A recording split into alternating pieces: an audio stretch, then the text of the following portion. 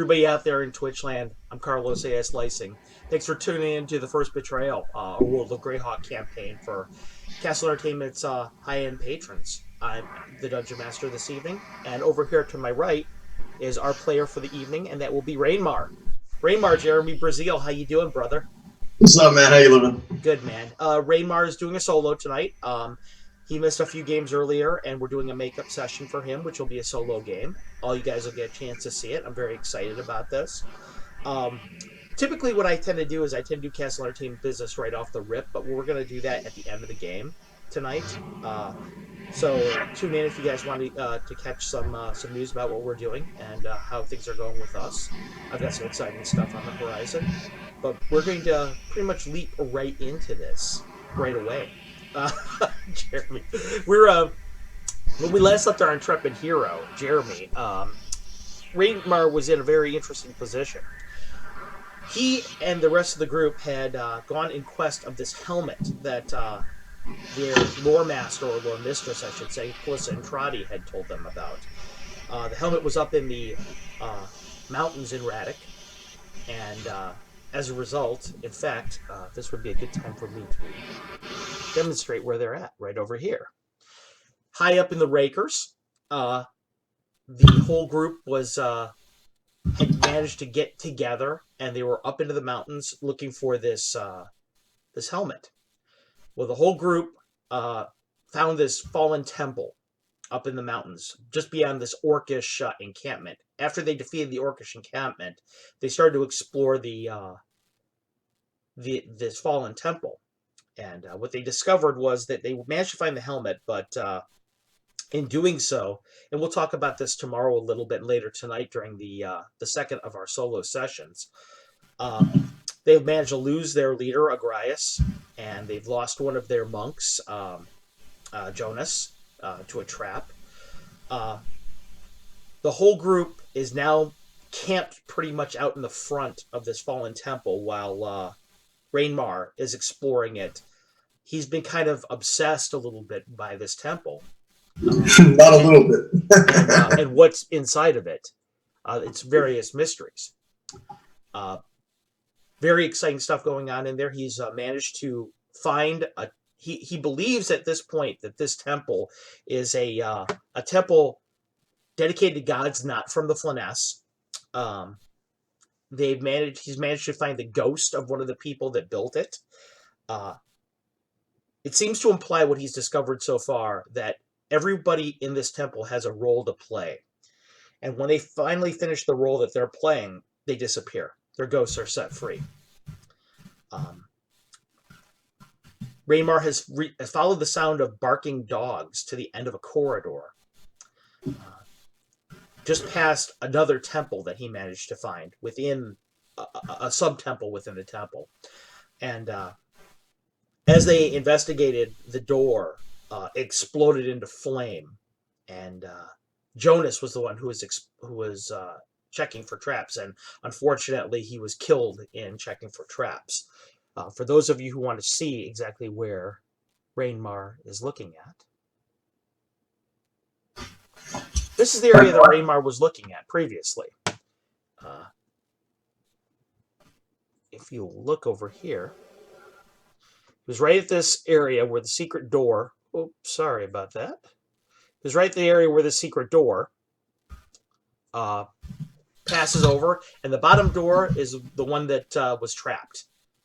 Jonas died there, unfortunately. The party that is there at the door is Rainmar himself, who is leading it up. A member of the newly minted Prismatic Chrysanthemum Order has joined him. That would be a Melina. With her is the Nolish monk, Karak, and I believe you're now taking to calling her Fluffy, which is Rainmar's animal companion, which is a wolf. Actually, it's a warg cub, as he's discovered. But now, the other important detail for everyone out there to note is that Rainmar is currently wearing the helm that he discovered. This helm seems to whisper to him different. It conveys emotions to him that he feels through when he encounters different things within the temple. So that's been one of the things that has kind of informed his experience thus far. Now, Rainmar, please tell me, you're in front of the door right now. What would you like to do? So we're at the part where Jonas just got barbecued. Yes, Jonas's dead body is in the middle of the ground. Karaka's kneeling over him. He's saying a quick prayer to Zanye for mercy to him in the afterlife, and not to judge him too harshly.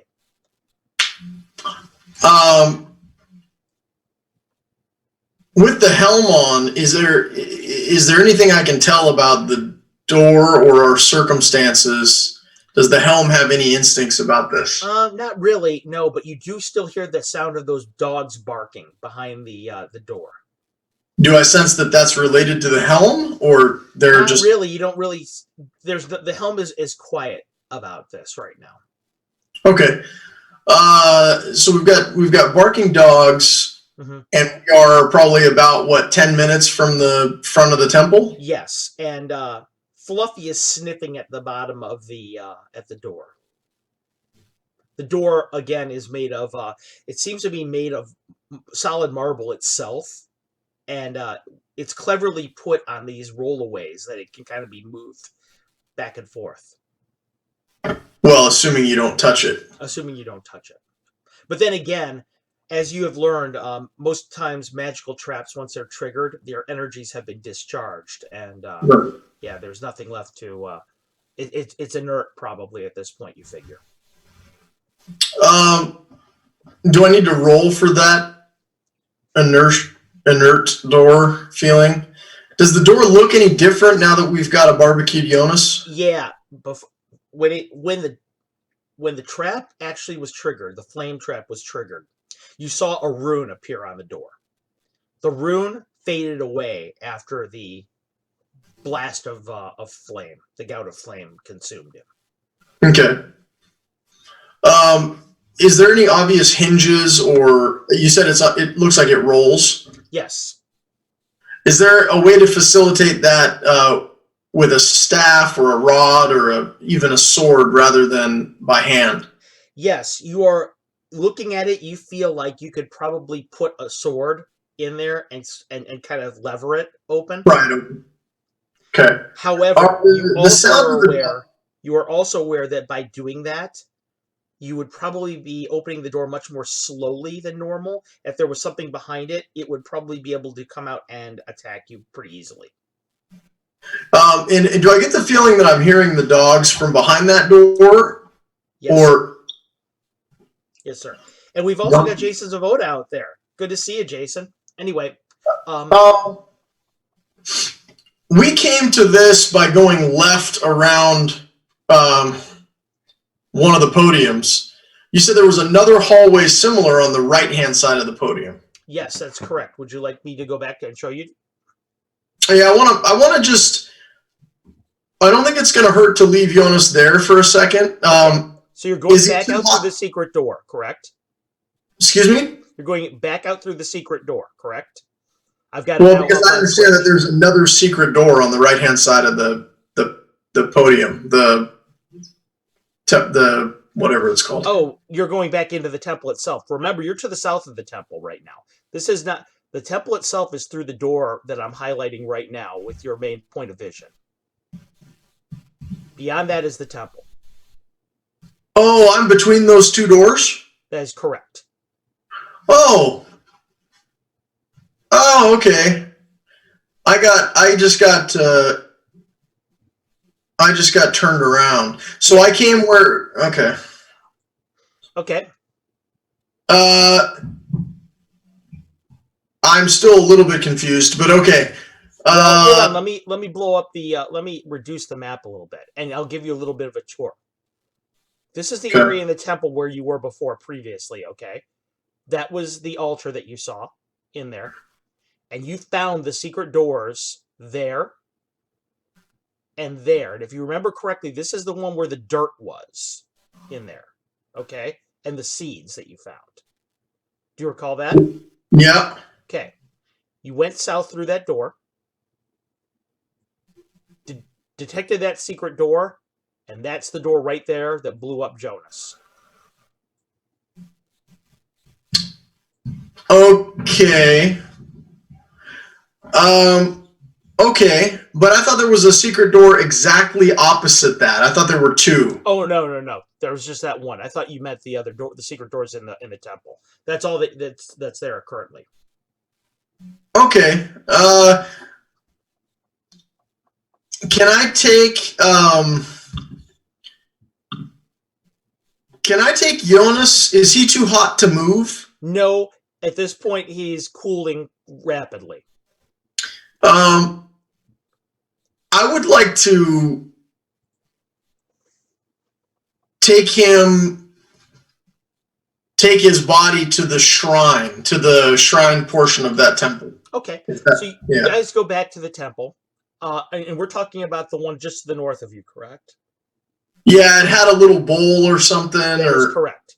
Okay, so you end up going back through there, going to the temple. The temple. Is there any place in that? The area here is cool.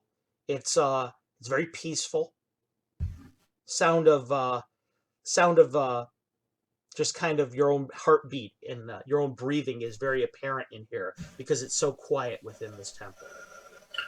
Is there a place in the shrine area where the bowl is and stuff to lie his body? You could lie him at the foot of it. And also, if you remember correctly, behind the temple, right behind the shrine right there that you see at the top of the screen, there is the whole wall was covered with ivy, if you remember right. Yeah, it was that's right. With ivy, and there was some fruit hanging in it. There were hummingbirds and bees kind of zipping around it, which was all very strange for it being underground and at such elevation. Is there a place to lie him behind it then? No, but you could push the bowl back a little bit, and you could get him on top of the temple, on top of the altar. The table, yeah. Yeah, let's do that. You also said there were rags and linens and stuff. There are. I think what we might want to do is just cover his body, and leave him on the altar for now. Okay. Well, Melina is quick to help you with that task. Karak just kind of watches you do it. He doesn't really say much of anything. He looks like he's kind of lost in thought for the moment. Meanwhile, Fluffy is sniffing at the ivy and kind of looking at the bees and the hummingbirds, which are all very interested in Jonas's dead body. But you go ahead and you wrap him up in these rags, and soon enough, the task is done. He's swathed in rags, and he's laying on top of the altar. Now, did we test this bowl already? You did. You put stuff in it and saw it grow. Okay, so it's same as the bowl in the front. That is correct. Okay, so what I want to do is, I've laid Jonas there, and then I'll make an offering of, I guess from my iron rations, I'll make an offering of the raisins. Okay. And I'll pour some of that wine in there. Okay. As you do that, you put the raisins in there, and moments later, the raisins, you can actually see them start to swell back up from quiescence to life again. And the whole thing is elongating into an actual thing of green grapes. But at the same time, when you put the wine in there, the wine slowly disappears, and it is forming into purple grapes. Huh. Well, Melina is just kind of watching it at your side, looks over at you, and she says to you, I can't say that I've ever seen magic so powerful that it could regrow the dead, certainly not this quickly. Yeah, it makes me wish we could fit Jonas in that bowl. She kind of looks at you and looks at your sword, looks back, doesn't say anything because Karak is standing right there. um, Fluffy is chasing around a hummingbird.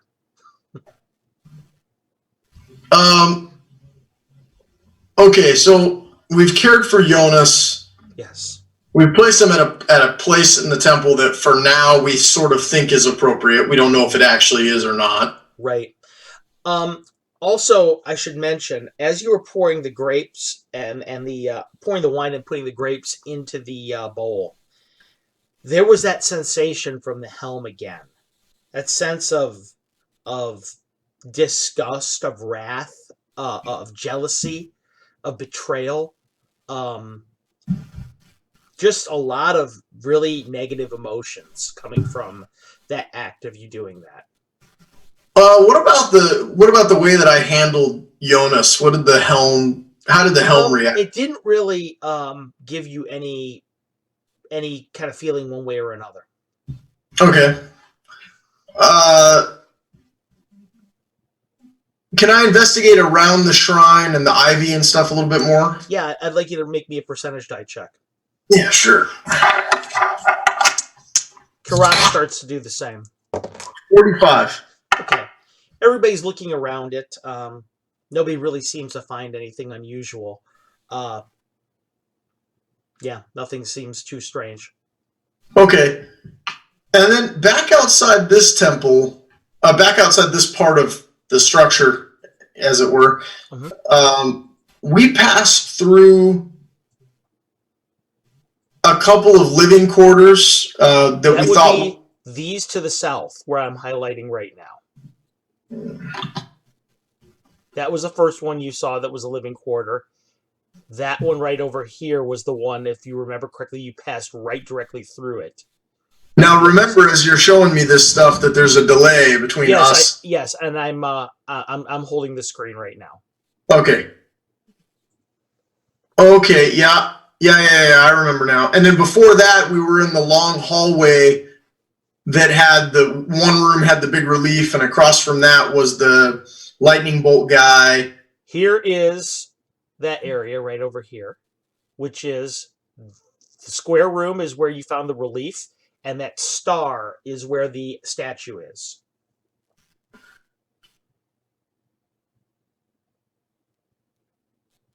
Got it.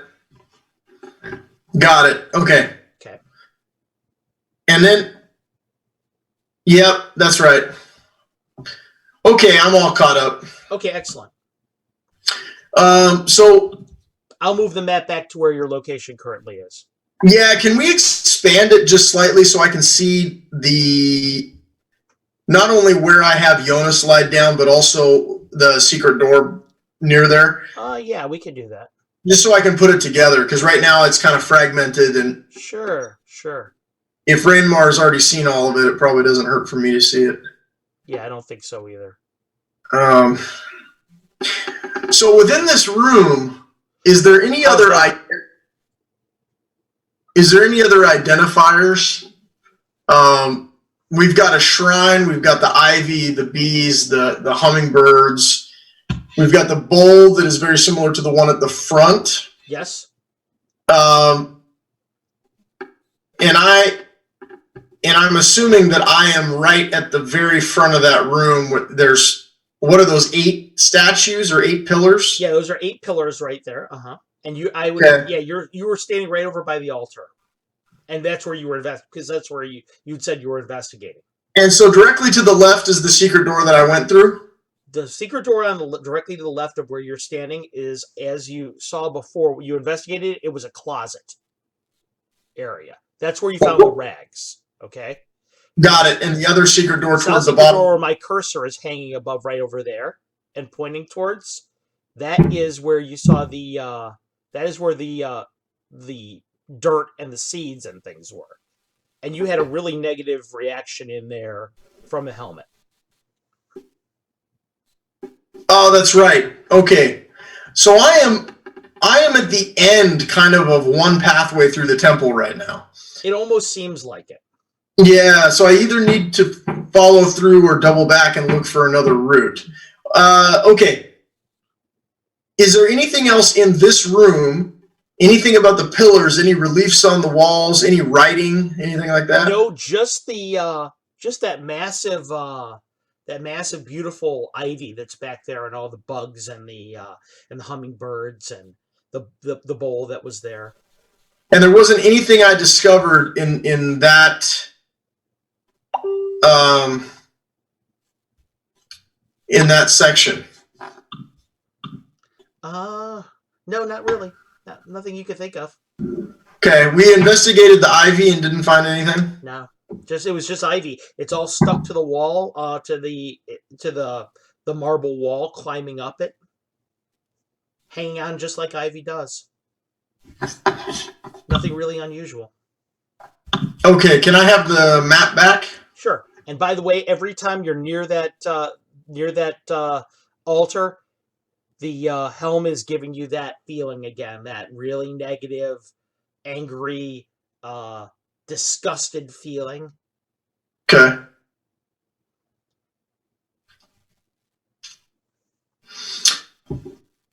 Yeah, so let me go to that secret door on the left toward the entrance to this particular temple. Okay. That's where Jonas got killed, right? Yep. And I'm going to put the fog of war back on. And this is where you were, right there.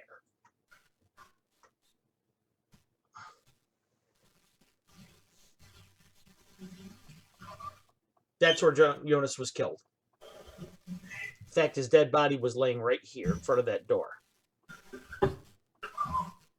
Okay, that took 12 seconds between when you said right there and when it highlighted. Excellent. Okay, that's the secret entrance on the bottom right. I'm talking about the secret entrance on the bottom left of the main, the room with 8 pillars. Okay. Oh, okay.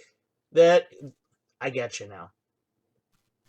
Let me I want to examine what is right here in front of me before I go back down that hall.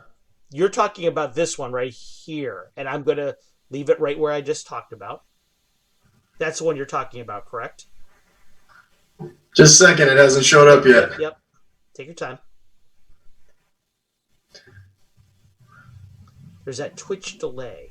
Okay, so that's a 12 to 14 second delay, but yes, that's the door I'm talking about. Okay. That was the one in which that you found the dirt and the sacks of seeds that were in there. Okay, and the closet above that on the map was where the rags were. Correct. Okay, it's all bleeding into one secret hallway to me now. All right, let's go. Celestian just says we need to get you set up with some sort of VTT. I know I'm trying to think about my implementation for that right now. You're not wrong though. So can I put? I have some seeds and such that I took out of that room. That is correct. Can I put them in the bowl? The helmet is protesting so much that it is actually almost difficult to bring yourself to do it. But you end up, you can put them in there. And slowly but surely, as you go ahead and you put the seeds into the bowl, they begin to grow. They are actually flowering and blooming into a big fruit, a big kind of like a purple fruit. Okay. In about 45 seconds to a minute, it blooms into an actual whole fresh pomegranate. Huh. Okay. Melina looks at you, looks down at it. She says, "Do you think it's safe to eat?" Well, yeah, I think it's probably safe to eat. I mean, I don't know. One thing's for certain, if we investigate this place at length, we'll never starve here. There is that.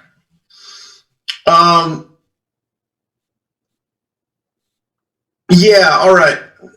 So let's go ahead and investigate the door that killed Jonas now that we've got him out of the way and wrapped up. Okay.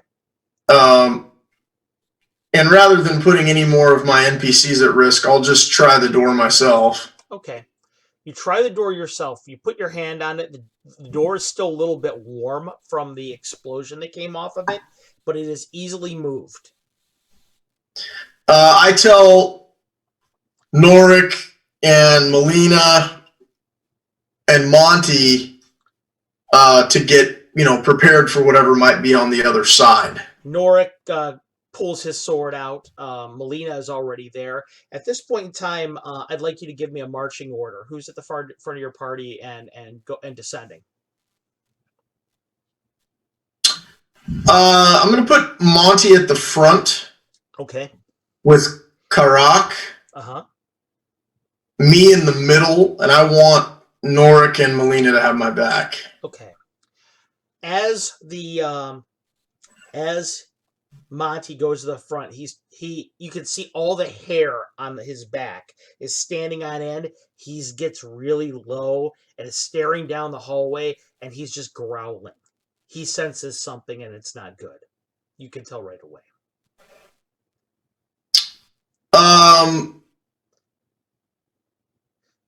Okay. Did I draw a weapon? No. Not yet. Can I want to pull my guitar out. Okay, you pull out your guitar. And I want to play the song that I played in Atria's room. Go ahead and please roll me a percentage die. A percentage dice. That's a 55. Okay, you begin to play. You hear the sounds of footsteps coming towards you from down the hallway in the darkness. The direction we're going or the direction we came from? Going. There are multiple footsteps. It sounds like multiple legs on creatures.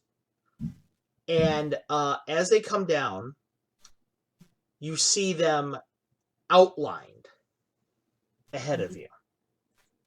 So this is what you see in the darkness.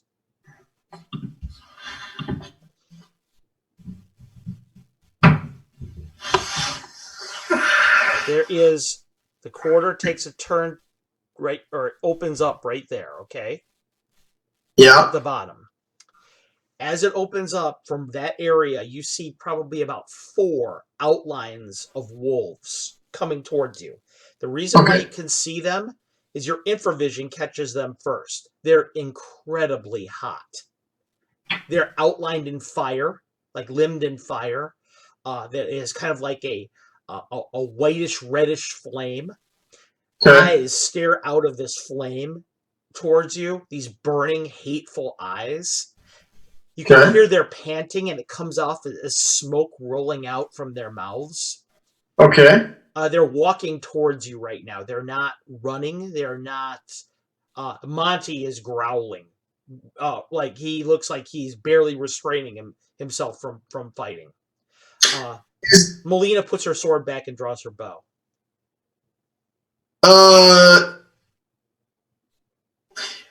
Are the fire wolves in earshot? Yes, clearly. You're pretty sure that your guitar playing is what drew them towards you, in fact. But they're not running. Not yet, no.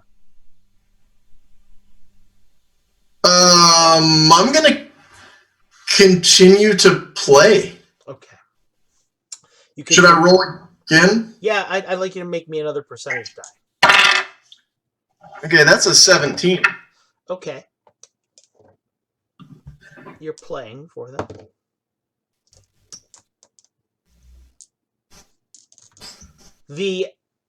From one of the wolves, you hear a voice. Okay. And it sounds a little bit like what Monty sounds like when Monty is growling and trying to speak in common. Okay. It says something in a language that at first you don't understand, but all of a sudden the helmet just clicks it all into your head. It says, "No harp." And as it does, the whistle, the whispers of flames that come from its mouth, the smoke that rolls out from its mouth, just fills the air ahead of it. Can I reply in the language that they speak? You can try.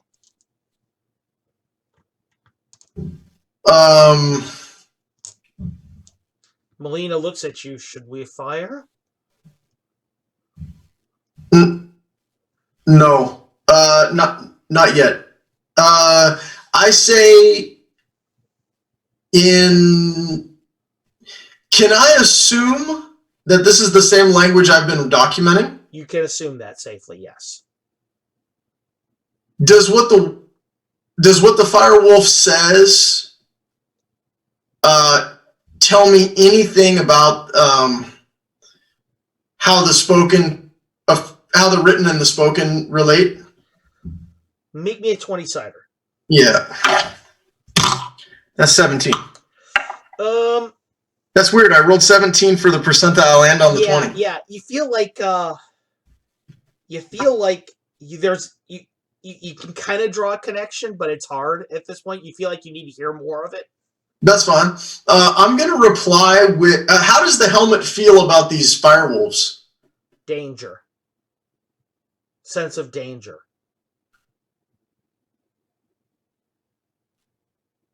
But that's not what I'm getting from...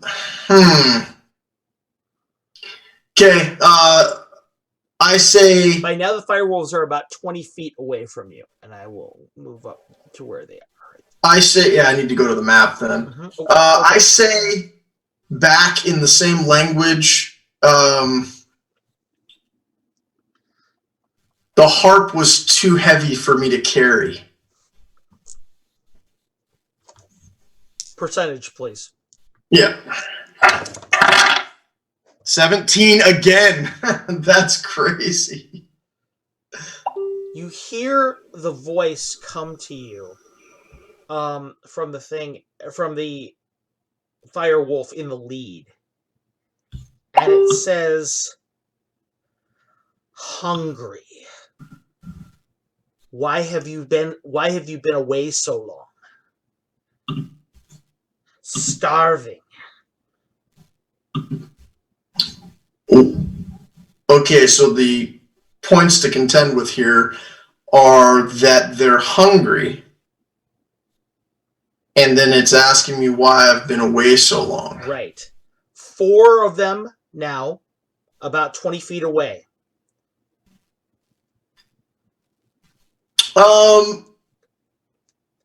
Norik is standing there with his sword at the front with Monty. Norik kind of looks over his shoulder at you, like almost asking what to do. Melina's there. Karak is there. They're all tensed and waiting to go. Karak has his crossbow in his hand. Who has, in our group, I had food. I had meat. But you had treats for Monty. And did Norik have meat? Norik had a little bit of meat. And what about Melina? Doesn't have any? Yeah. Okay, so just me and Norik. I say,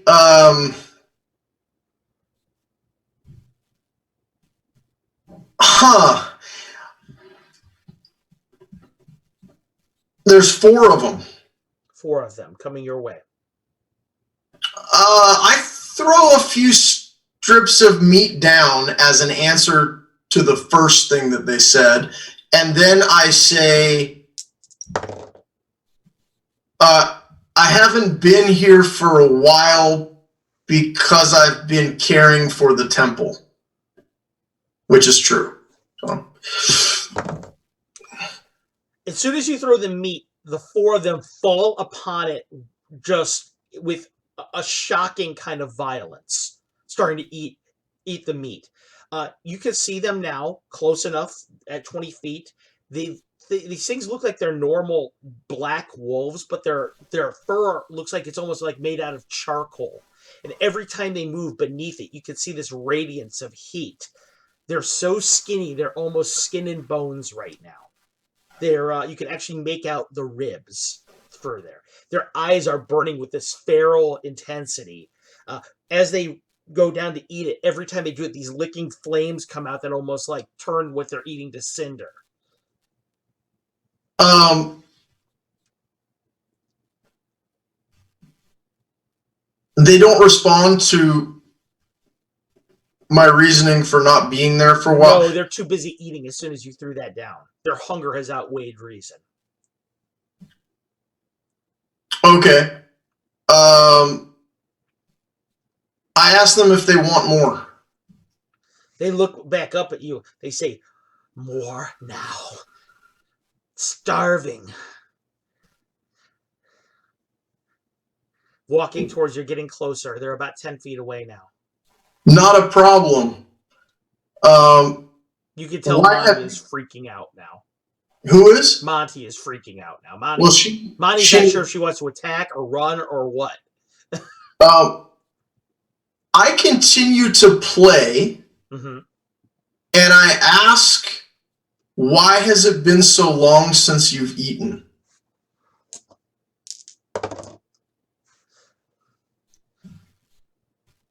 You said you're going to throw more down? More food? Not yet. Okay. Not yet. You locked us away here. You tell us. You bring us from across the sea and lock us away in this room. So we make more guardians for you? Is that it? Come to our lair and see what's happened to these guardians. We had to eat our own. Lead the way. More food now, or you food? I continue to play the song, Mm-hmm. and I say, you need not threaten me. I'm here to set you free. The wolves look among each other. Do I get the feeling that they can tell if I'm being sincere? Not really. You don't think that think that right now they're barely restrained. They're probably insane at this point. The one looks at you and hears what you say and stares at you for a moment, eyes smoldering like coals, and turns around and says, "Follow and you see." Lead the way. He turns around and starts walking down the hallway. The other ones just kind of wait for a moment looking at you, and one by one they turn around. Okay. Now, going down the hallway, this is what you see. They lead you down the hallway into this area. It's about maybe 20 foot wide by 40 foot long. All right. At the back of the area are all these, it looks like pumice rocks that are all piled up together.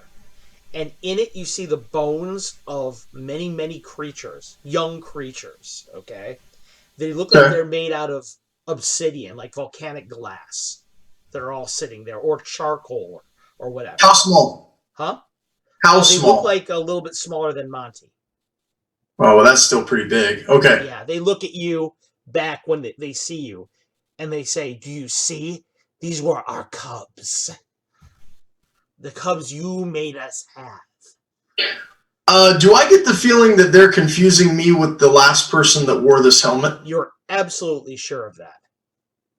You figure that they think that all humans look alike, or all demi-humans / humans look alike to them. And they can't discriminate at this point between being insane with hunger and being just unreasoning. They've probably mistaken you for one of the people that actually that brought them here. And do I get the sense that they were guarding? Make me a percentage, please. Yeah, I'm not following all this, man. That's okay. Oh, 99. Jesus. You get this feeling from the helmet that these creatures here were brought as guardians, okay, and that they were probably, this area is where they were, like they're saying, they were put here to breed, and they were probably going to station these guardians around the temple. But somebody locked the door, and when the fall of the temple finally came, They were locked in here. They couldn't do anything. And so they had no other choice but to feed on their own. Well, dude, this is yeah. You know me well enough to know that I'm not going to shoot a dog. I mean, I love these things already, man. This is okay. Is it possible? How big is she compared to these fire wolves? Are they about the same size? Yeah, she's about the same size as them now. The only difference is she's not on fire. And do I get the feeling that it's dangerous to touch them? Oh, yes, absolutely. They're radiating so much heat you'd burn yourself for sure. That's kind of too bad. I promised them that I'm going to bring them more food, and I'm going to give them. Do they have any idea? Do I get the feeling that they know how long they've been here? You get the sensation that their intellect is such that they probably don't reckon time the way that other creatures do. So they may very well know that they've been there for a while, but probably not. They couldn't count. And it's just the four of them. Just the four of them. The strongest, toughest, meanest, angriest of the four are the survivors. And you know that I love these things already. This is a nightmare. How do I get them food? Okay. You're assuring them that you're going to bring them food, you said, right? Could you tell me how you're going to... I need you to tell me how that's going to play out. Tell me how you're going to tell them this. They look back at you from the bones, and they look at you. In payment for your long service, you will feast as four kings. Percentage type, please. Yeah. Maybe not 99 this time would be great. 7. Come on, man. I'm a charisma monster. Help me out. They look at you, and they say the following. They say,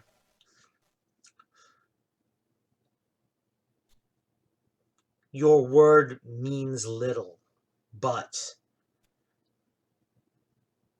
They all look at each other. They all look at this one wolf that does most of the talking. And they say, the wolf says, leave the doors open, and we will wait for you. Show me the rest of the area. Show me the rest of this area that I have not document. No, I'm saying that to the alpha. Okay. You say that to the alpha. Show me the rest of the room. What exactly do you want it to do? Show me the rest of what has been missed by time in this area. Or did I see the whole room already? You've seen the room already. The whole room already. It's only this. I'm going to go back to it for a moment for you. Yeah. It is only this 40 by 20 area. That's it. Let's just give Twitch a second to catch up here. Yep. Mm-hmm.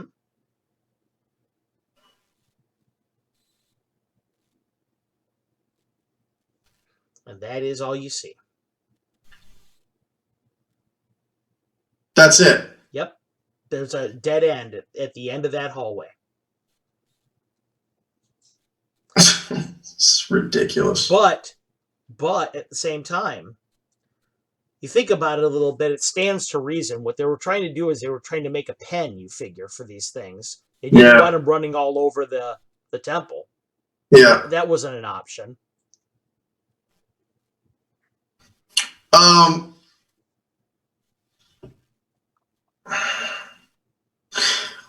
Do I get the sense that that I can get them to follow me through the temple?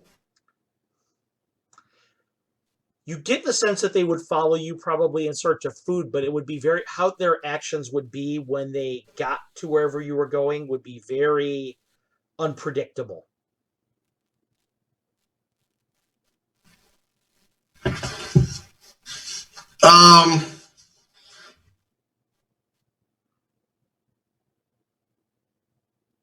Would they let me take any of the bones of their cubs? Tell me how you're going to tell them. Send with me bones of your cubs, and I will make sure that they are honored thusly. Some looks back and forth. You can take the bones. The marrow has been sucked from them. Understood. Mm-hmm. You will not remain here long. You'll be freed by the end of the day. Why does your cub not burn? They look over at Monty. She's from a different plane. Pause. She smells strange. I'm certain that she does. Tell me your names. They all look at each other. All you need to know is mine. He looks at she. He says, "My name is Alios." Alios. He says, and you in the helmet, the name kind of seems to echo around inside the confines of the helmet for a moment, and the name seems to mean something like seems to be like the burning one is what it translates as. Alios. Okay. Alios, the burning one. For time spent here, you will be rewarded. And I start heading back toward the door. Okay, you have some of the bones in your hands. You actually have to pick them up, holding them with some kind of glove or a gauntlet to do so, because the rocks that they lay on were obviously their beds, and they heat them up by laying in there. So the bones were hot too. But by doing so, they cool off pretty quickly though. Do I see any fangs from the cubs? Yes. There's a whole skull, actually. Yeah, I'll take a skull and some fangs and a little bit of bone. It's easy for you to see that they killed these things and they ate them alive, all right? But it does not look like the kind of violence that you would expect this kind of creature to have. It's almost like they probably did this reluctantly. Yeah.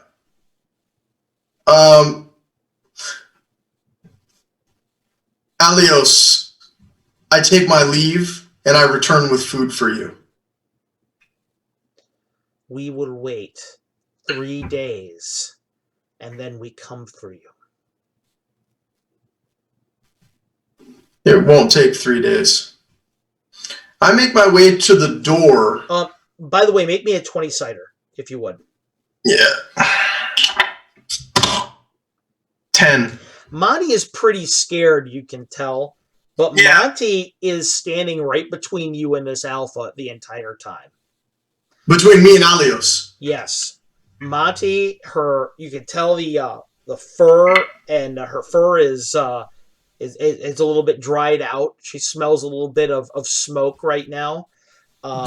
But yet she is got the guts to stand in place. So proud of her. She's not moving. Her morale has not broken. Even in the face of fire. Which, as you know, for wolves is a big deal. Okay, as we make our way back to the door. As you make your way back to the door, Norik looks at you and goes, "Can I ask what just happened?"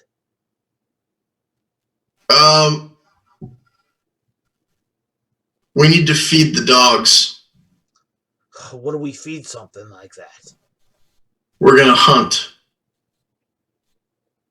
That I know how to do.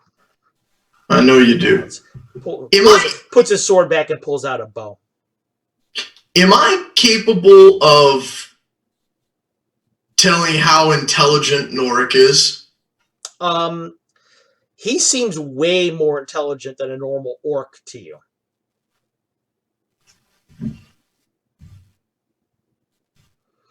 Okay.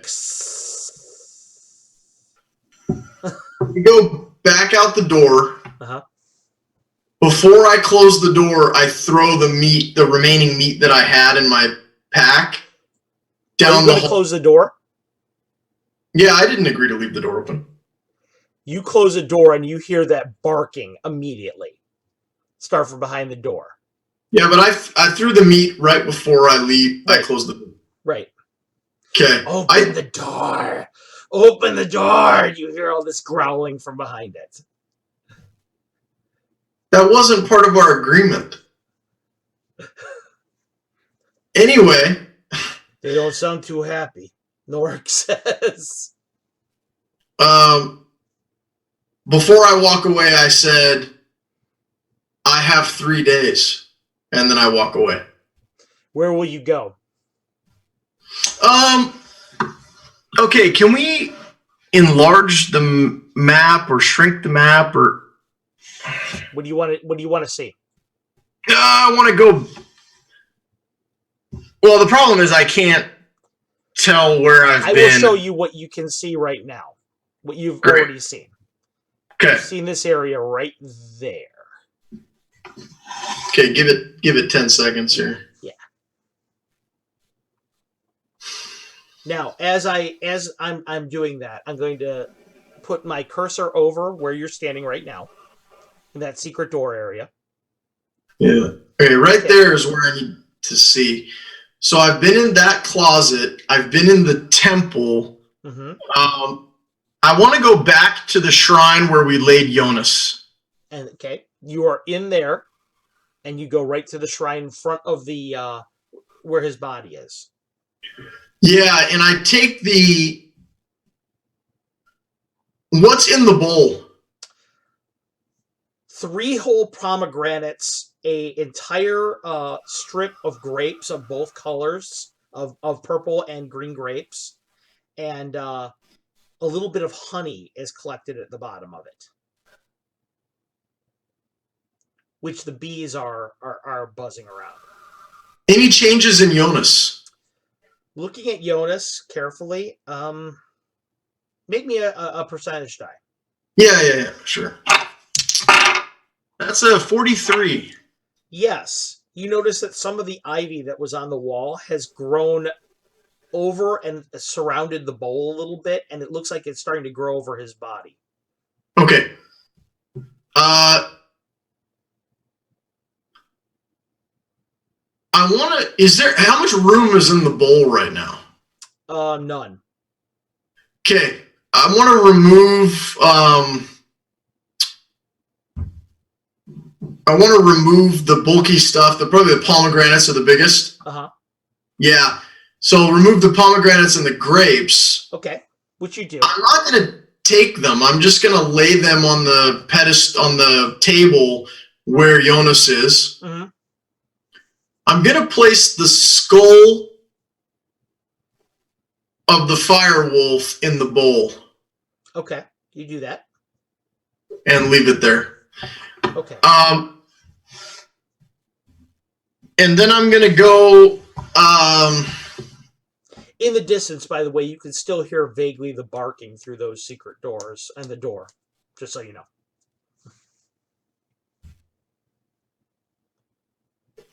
Yeah, that's all right. Mm-hmm.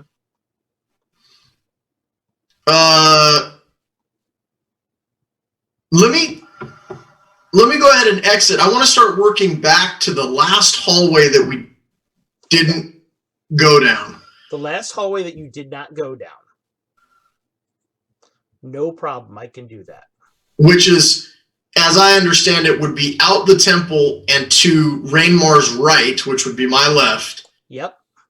There would have been another hallway there. That hallway would have split off into another room or something like that. Yes, it's over by the statue, actually.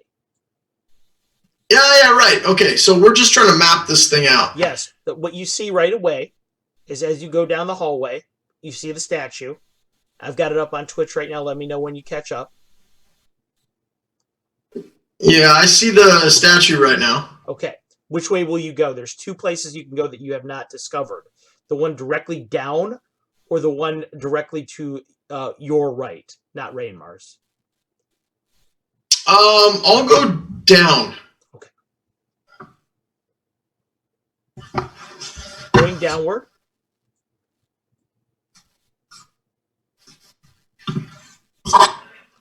You are able to see an alcove and a 20 by 20 room. The alcove that you see, which is on the right of the 20 by 20 room, has it looks like there was a statue that was once in there, but there's rubble on the ground now. There's nothing but rubble because you can see body parts in there. The helmet immediately you get this sensation of disrespect from it. Disrespect. A feeling of the helmet being disrespected. Oh, really? Yes, and in the 20 by 20 room, it's completely empty. No decoration, no anything. Let me look through the rubble and let me do a roll for secret doors. Yeah, go ahead. Give me first of all a 2 6-siders, please, in succession. That's a 6 and a 4. Okay. Your check for secret doors does not detect anything, and you feel like you did a pretty good job looking. Okay. Meanwhile, in the as you begin to sift through the body and everything like that, you manage to.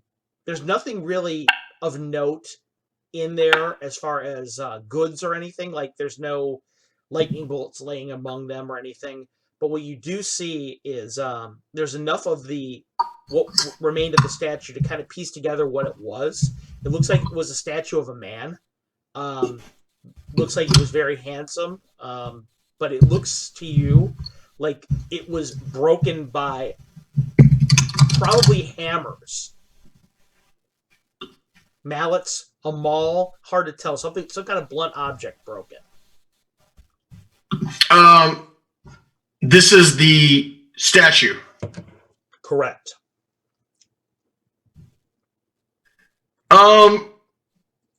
There's nothing on the wall. There's nothing to indicate what this room was. No, there's nothing. Nothing at all. It looks like to you that it might have been it might have been getting around to being used, but it never really made it. Whatever happened to this temple, you get the impression it happened relatively suddenly, and they had plans for things, but they never came to fruition. Okay. How long would it take for us to clean this room? To clean the rubble, you mean?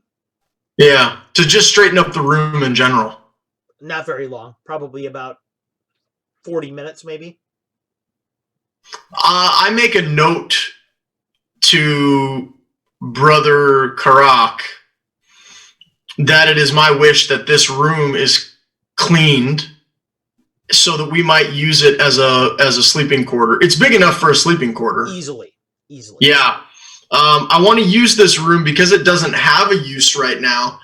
I'd like to have it as an opportunity to use it in the future, and that means cleaning it and preparing it. He knows.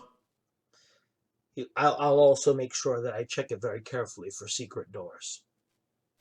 Appreciated. Thank you. So now can we exit this room?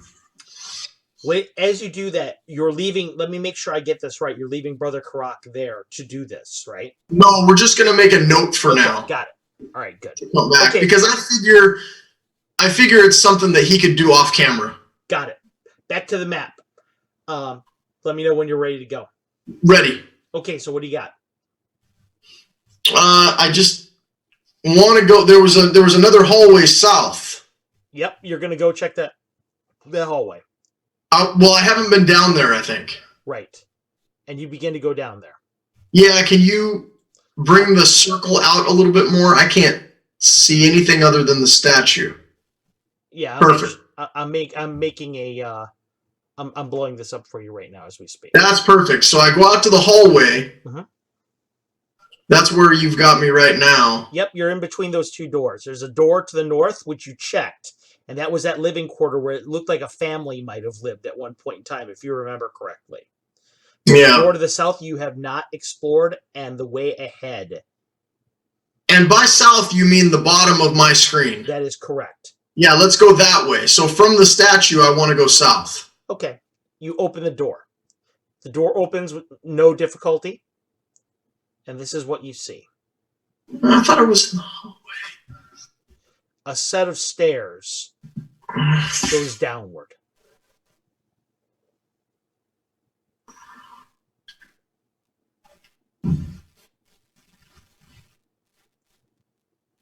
Oh, okay. That's not where I thought I was, but okay, got it.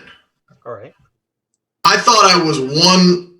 That's funny. I have myself 10 by 10 to the left of where the stairs are, but that's okay. Okay. Okay, so let's pursue this then. Can we? I need Brother Karak to check for traps on the stairs, which he does. I want to have Monty, get her sniffer going down the stairs. Monty begins to sniff down the stairs. Brother Karak looks back at you and says, I don't detect anything. All right, let's move. The helmet is giving you this sensation right now of unfinished business. It feels like there's something that it wants you to see. It doesn't want you to go down the stairs yet. Unfinished business on the floor above. Yes.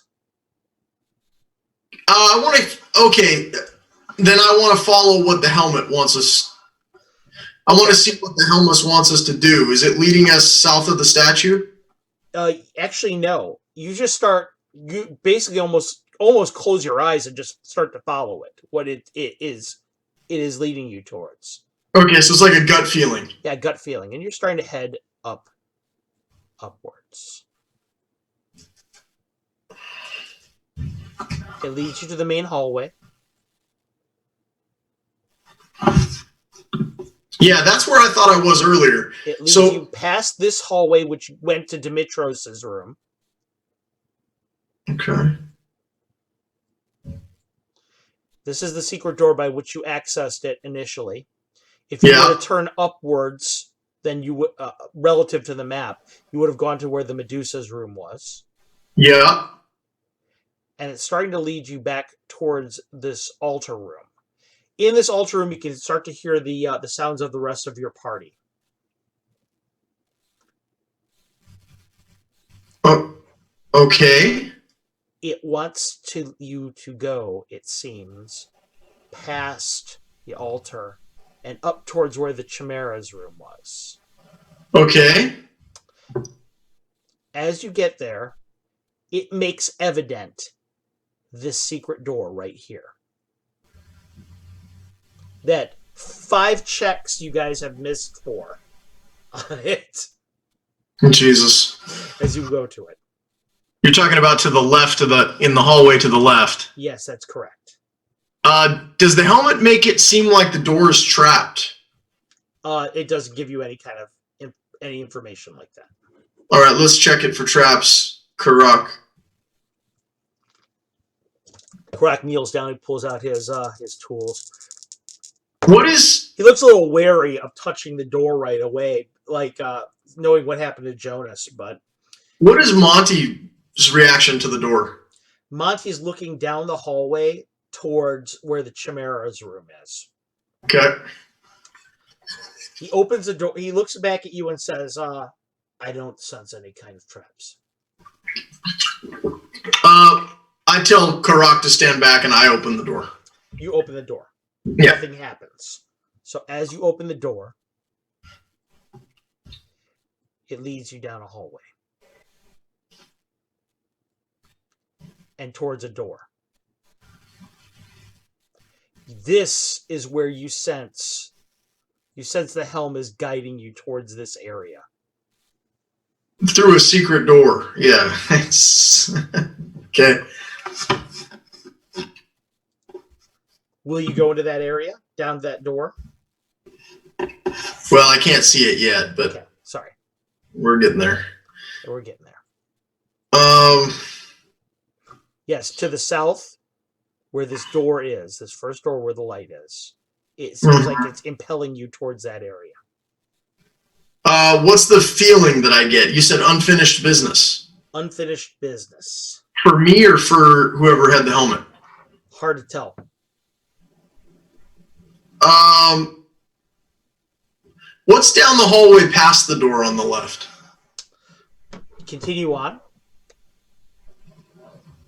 It looks like there's another hallway. But it still wants me to go through this door. Yes, it's almost like wants you to stop. And then the passage comes to a conclusion and turns to the east. Or I should say goes to the, for you, relatively upward. Gotcha. So there's two in the hallway. I see two doors on the left and a hallway that turns right. That's correct. Okay. My crew, I tell them to get ready for whatever might be on the other side of that door that the helmet wants to go through. And I convey to Melina that the helmet seems to have an opinion about some unfinished business in this room. She looks over at you. She goes, "Do you trust it?" What's my reaction from the helmet when she asked me that? A sense of disgust again. And the disgust is that somebody would question. Yes, that's what you get. Is like, who are you to argue with me? I like that, actually. I'm going to go through that friggin' door. Let's do it. You open the door, and the room is completely empty for the exception of the north, by relative, I should say, the north and the south corners of it. Okay? In the north and the south corners of the room, there are a weapons rack and an armor rack. And there's a man standing right in the middle of the room. He's about maybe 6'3", very strong looking, muscular. He's wearing a breastplate of armor, a helmet much like your own, and he's holding a spear in one hand and a shield in the other. And as soon as the door opens, he stops and he looks at you.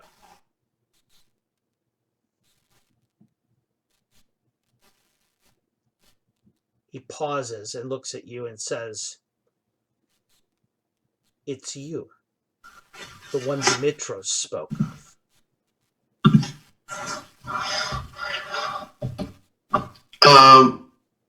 Demetrios spoke of me. I'm honored. And you are? Looks at you and pauses, takes his helmet, pulls it off. As he pulls it off, there's this mane of black hair underneath it, stringy black hair that's underneath it. You can see his face as he pulls it off. There's a scar underneath his eye. There's a little bit of hair where it doesn't seem like hair would grow anymore. There's a burn mark on part of his chin. He looks at you. He says, "I am Asterion." Goes,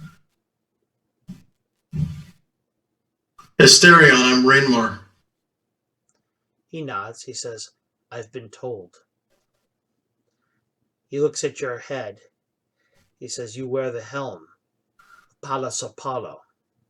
I see. Are you a friend then or a foe?" A friend or foe of whom? You know nothing of this place still, do you? I'm learning slowly. What you wear upon your head now. This is the helm of Pallas Apollo. This is what we fled from our homeland with. This was never meant to be worn again by man.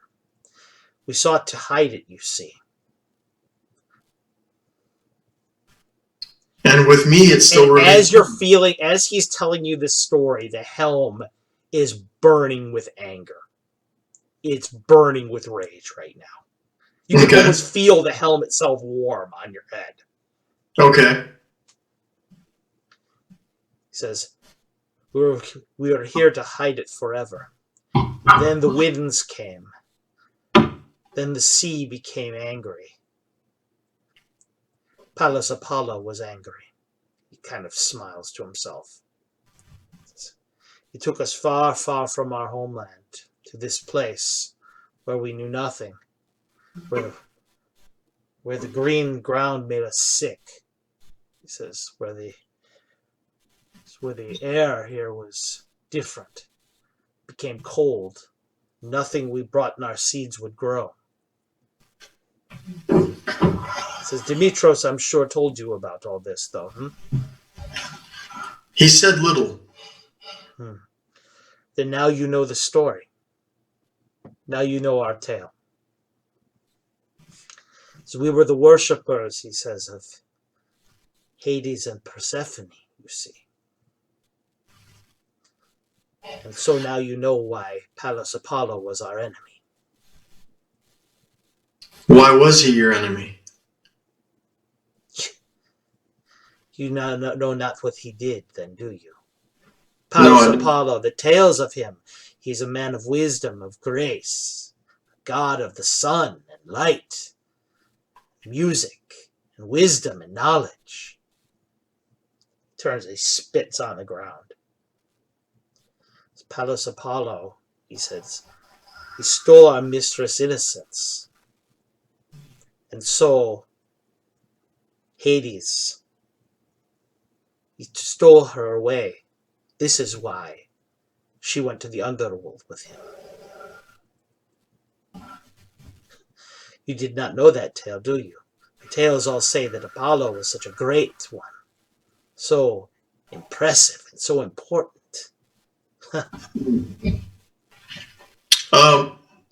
As he stole the greatest gift he gave mankind, the gift of knowledge and wisdom. That which you wear right now. We stole it from the temple. We wanted to destroy it, to show him the same disrespect that he showed our master's beloved. But we couldn't, you see. It was too strong. No force would bend it. No force would break it. When us devoted to Hades, when we tried to touch it, it burned the hands. The sun's rays came. They split the clouds. They burned our high priest to ash. That's when Dimitros took over. And so we took as many as we could in our sailing vessels. We tried to hide it far from the seas. And that's when Apollo showed us his wrath. You see, I was the first guardian of this temple. I was the one to protect it. And I failed. Is it, as he's speaking, I ask if he would mind terribly if I wrote down what he's saying. No, I do not mind. In fact, I will tell you the story as many times as you need know it. It is important that the world remembers what sort of monster Pallas Apollo was. You see, so much is told of our mistress and our master, Persephone and Hades, you see. So many things are said of Hades. What an evil creature he was. And yet, the goddess of spring and growing things loved him so much that she would forsake the world for 2 seasons of the year just to be by his side. Interesting, is it not? It is. It's so interesting that even though Apollo was so wise and he was so great, that his own sister, Athena, would have nothing to do with him.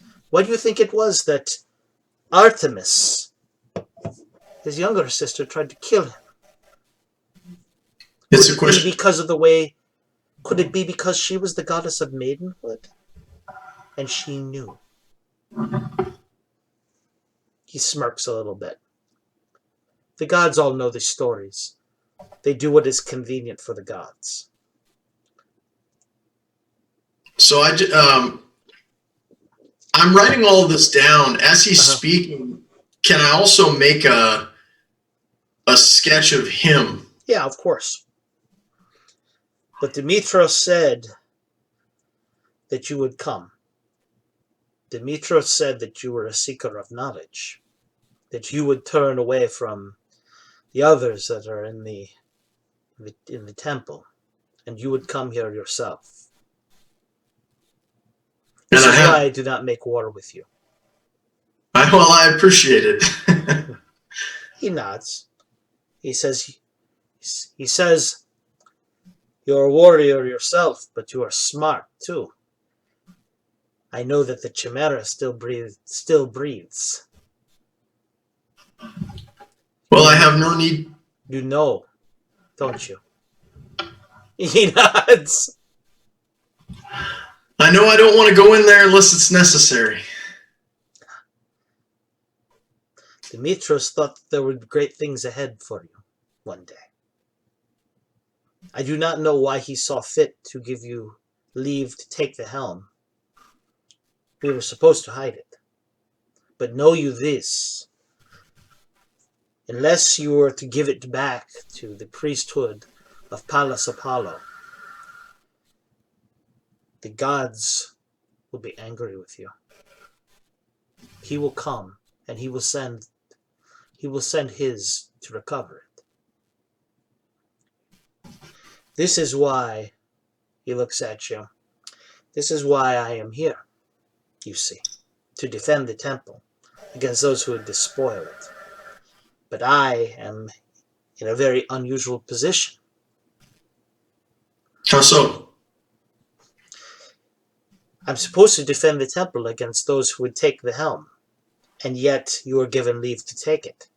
So I am not sure what I should do, other than what Demetrios told me to do.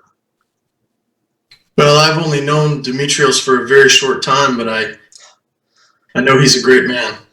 Demetrios whispers into the ear of the underworld. He pats the ground 3 times, and Hades speaks to him. He's probably at the master's side right now, even as we speak.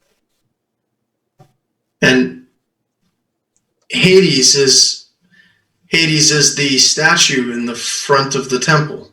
He nods. Very good. He looks at you and says, perhaps it is because he looks down at your wolf. Perhaps it is this. You know, Hades has his own wolf. And much like yours, it shows 3 faces.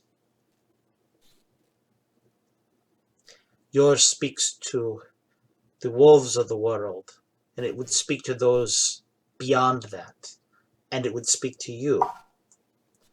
3 heads, 3 voices in one wolf.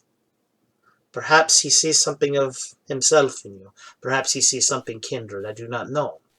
But Demetrios told me that you needed to be ready for trials to come. I do. He looks over, takes his spear and tosses it to you. Catch it. He goes, do you know how to use a spear, my friend? I'm afraid not. You, Rainmar the Wildlight? Well, you are going to learn how to use a spear. It is a man's weapon. He says the spear is by far the most potent weapon in the arsenal of a warrior, you see. It can be used as a javelin. It can be used to inflict harm at a distance while keeping you safe. Okay. As this guy's speaking, I am writing all of this down. Right. He starts giving you a dissertation on the spear and extolling the virtues of the spear and why it's the best weapon that a warrior can have. He says, the short sword, this gladius, he says, it is a good weapon, but it is for show. He says it is mostly for finishing what the work that the spear begins. Okay. He says, the spear, this will save your life. Do I notice anything unique about the spear? Is it a strange design? No, it is very, very plain. One might say it's Spartan. Understood. Meanwhile, the rest of the members of your group are standing there, and they are just looking at you and him. They don't know what to make of this conversation at all. You're not speaking in a language they understand. Monty is not growling, though. You said his name is Asperion? Asperion. Asperion, my brother, would you be willing to show me the rest of the temple? What I've missed so far as I try to document it. This is not what I was told to do, but I see no harm in doing so. What were you told to do? Dimitros told me to prepare you for those who would come for the helm. He said you would take the helm, but he said that you are but an inexperienced warrior, and that I should teach you the way of the spear to prepare you. You see, I was first guardian. He smiles. He says, in the Great War, he says, 210 men died at the point of that spear that you hold. And I immediately look at that thing again. It's all made of this bleached wood. It's not a wood that you've ever seen before. The spear's got this. It's got this beat up iron tip to it. It's weird in the way that most people look at new weapons and new items, and they look at them and they say, "Wow, that looks really impressive." But you look at things a little bit differently, being kind of an antiquarian yourself. This spear tells so many stories. It's been so many places. And he looks down at it. He looks down at it and says, he goes, he says, that spear, 210 men died at the point of that spear. He goes, I give it to you today. This is the weapon you will use as I teach you the way of the weapon. But to answer your question, I do not see any harm in showing you the rest of this area. At least I should show you the parts that remain dangerous, because you will go there yourself soon as a part of your training. Okay. Please. He walks to the corner of the room, pulls out another spear. You see him kind of spin it once, put it behind to his side. For as long as I'm with Asperion, then I will carry the spear however I see him do it. Okay. Yeah, you're carrying the spear the way you see him do it. And Melina looks at you and she says, are we sure about this? I respond in... Does she speak Orcish? Yes. I respond in Orcish so that they can both understand that I believe we're on the right track. Stay close to me. She nods, as does Norik. And it almost looks to you like Monty understands a bit of it, too. Okay. And actually, now they think about it, so does Brother Karak. They all kind of close ranks a little bit to you.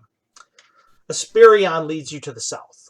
He says, this is how we will begin teaching you of what lays here still.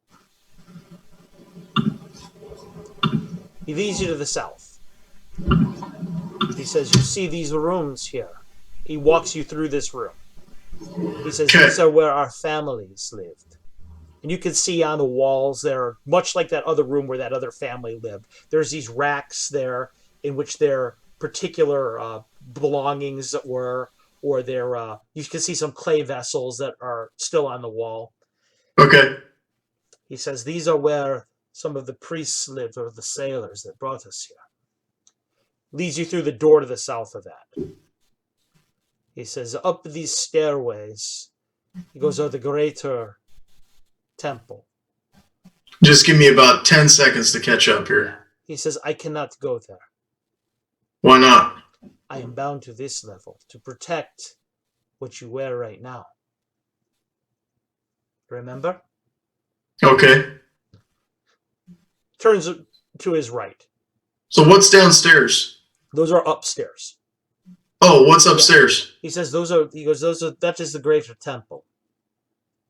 He goes, he says, that is where you will find the true altars. And you will see why it is that Pallas Apollo's wrath did not fall upon us here. At least until the fall of our temple. Okay. He begins to lead you down the hallway. Past doors. Says these are more areas in which our families were. This door right here, he says, this is where the first of my lieutenants lived, when he yet breathed. Achilleos.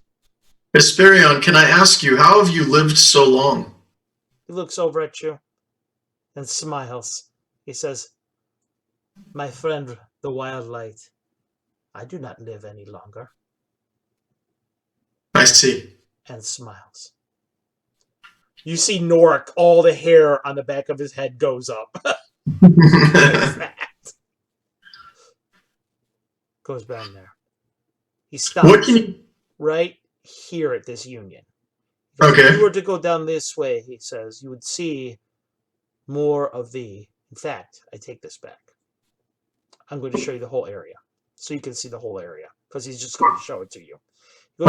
Going down this way, he says, you will see more doors into the family homes. Okay. He leads you up further. This door, and he stops you right there, where my cursor is. He looks at you. He looks at you very seriously, and says, "Do not open this door. Do not make sounds near this door, unless you are ready to die." Says, behind this door is one of our more fearsome guardians that we brought with us. He goes, the three of them, he goes, the three guardians that are in this lesser temple. Because you know of the Chimera, yes? Yeah. Have you seen the Hellhounds yet? Yes, I wanted to ask you about the Hellhounds. We will speak of them in a moment, but beyond this door is the third. Goes the Minotaur. Okay. Walks down the hallway, leaves the door behind. Says, beyond that door is the Minotaur's maze, its labyrinth where it dwells. Okay. He goes, if you wish to die, he says you will walk beyond that door. Okay. You are not ready to fight that yet. But you will be, he nods. Thank you. He walks down, begins to his left. Says this door also, when he stops at the top where his where my cursor is right now. Yeah. This door also. Okay. He goes, this leads to the Minotaur's maze as well. Come on in, man. Okay, so there's two doors that go into the maze. Yes, and you don't want to go in there yet. And then you look down at the other door. The other secret door that you see there. He goes, that leads to the Chimera's room. He goes, there's two entrances to the Chimera and there's two entrances to the labyrinth? Correct. Okay. He says, yes. It was decided that there should be more than one way in and one way out. Okay. He says, this was my idea, as a way to make sure that if someone were ever to be trapped in there, that they might be able to escape. There would be a chance for them. He walks away from the doors and leads you back to the main hallway. He goes, and this is where my cursor is. He says, this is where my room is. I, of course, was placed here because this way I could be summoned to the temple very easily, to the lesser temple in front. Or if something were to happen with the Chimera or with the Minotaur, I would be prepared to deal with it. Okay. And opens the door back up, walks back into his room. He says, this is all you need to see, I think. Yes? Yes, but I have questions. He nods. You should know what... I know that people like Dimitros,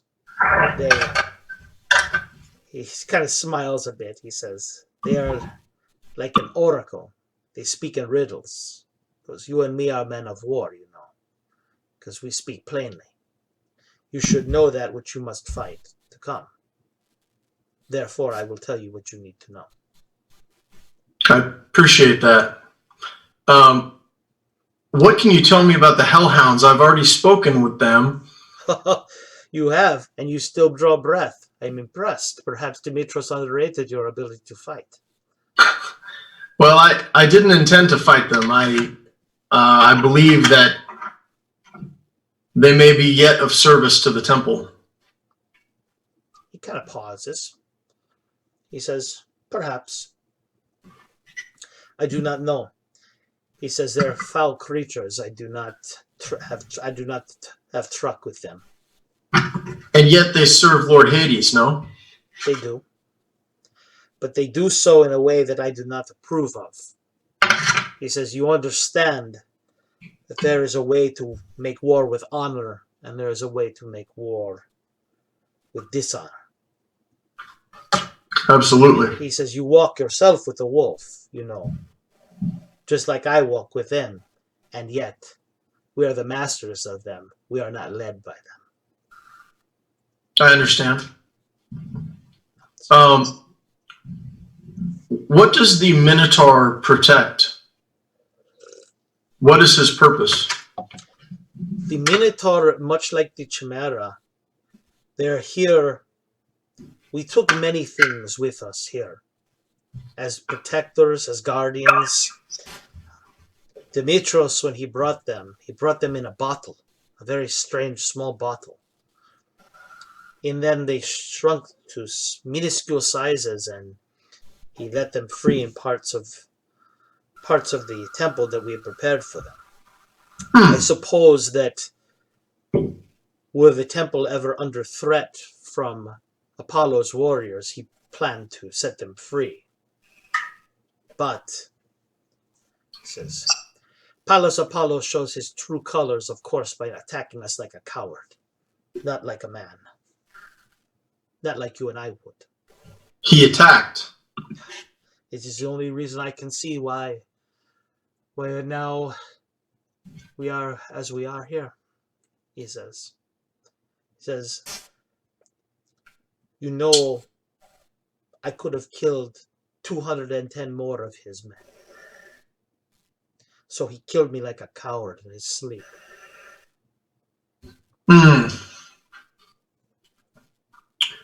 Esperion, what is it that the Chimera protects? He says they're inside of the room in which the Chimera lingers. He says there is a hidden place there. None of us were to know what was in the hidden place. This was for Dimitros to know, because he did not wish there, in case there were spies among us, or traitors, for someone to make off with what was important to him.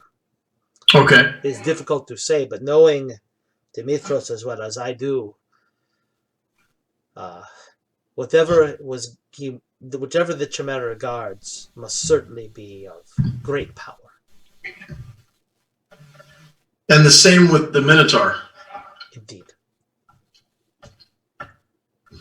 And are these items meant to remain protected, or should I be investigating? He shrugs his shoulders and says, I would have said yes before, but before you know, were you here, I would have killed you where you stand. But Dimitros said to stay my hand and to teach you of the spear instead. You wear the helm of Pallas Apollo. This was not to be removed from the temple, it was to be hidden here. And yet Dimitros gave it to you willingly, knowing that you would walk from here. I do not know what to make of Dimitros's manner anymore. All I know is that what he told me, which was to make of you a man of war. A proper man of war. Esperion, before we begin, I would like to ask you about a fallen friend. He looks at your nuts. We've lost one of our brothers in the temple. You've lost 2 that I can count.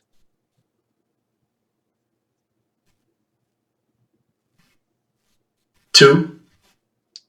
He nods. He says, one of them was killed not long ago. The other one disappeared. He went to see my master. And then I also lost, in that manner of speaking, I also lost Atria. He kind of, good riddance if you ask me. He says, she is a...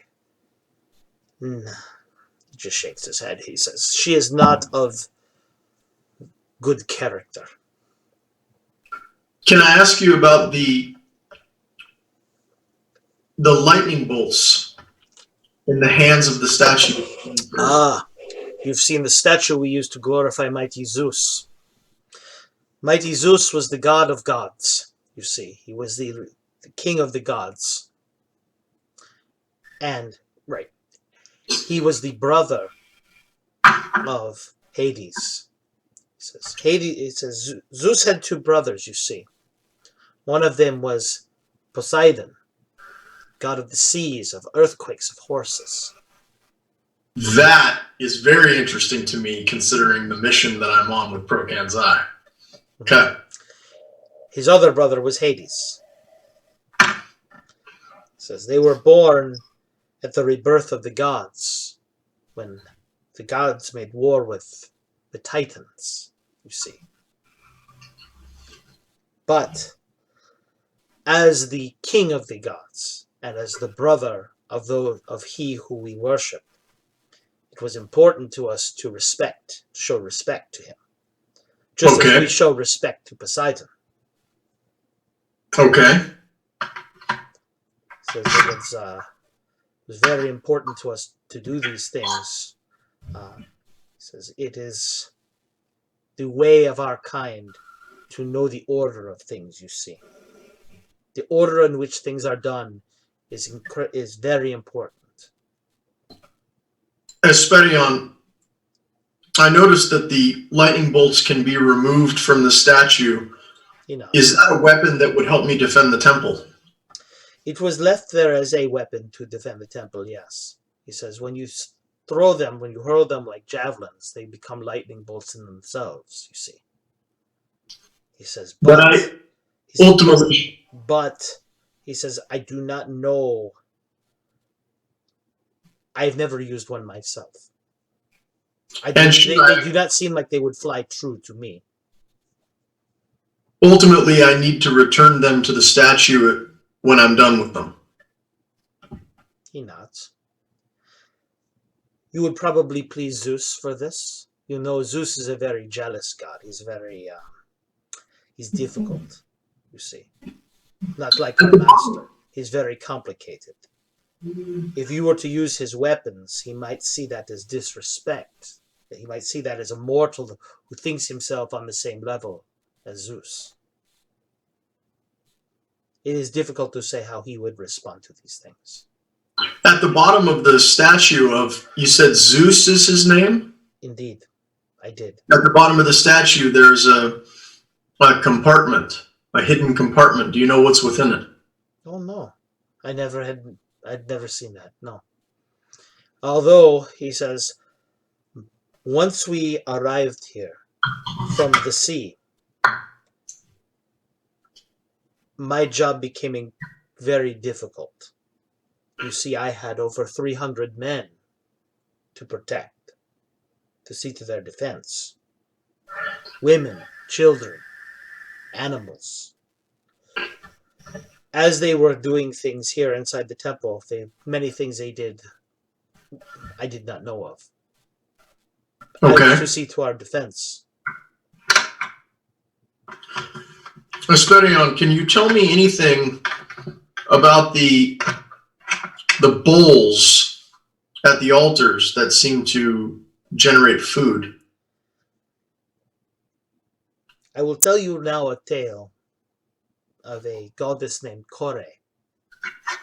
Okay. Kore, in our language, you see, means maiden. Kore was a goddess of the spring and of growth. She was a creature of delight and mirth. Her mother was a goddess called Demeter. Demeter was a goddess of harvest, of green and growing things. Demeter was the sister of Zeus, you see. Okay. Born at the same time as Zeus. Okay. Kore, as she was taken to the underworld by Hades for the reasons I described to you before, she loved our master Zeus so much that she wished to remain with him at his side in the underworld. But you see, this is no place for a creature of delight and of mirth. And so she grew despondent and she grew melancholy. And so our master loved her so that he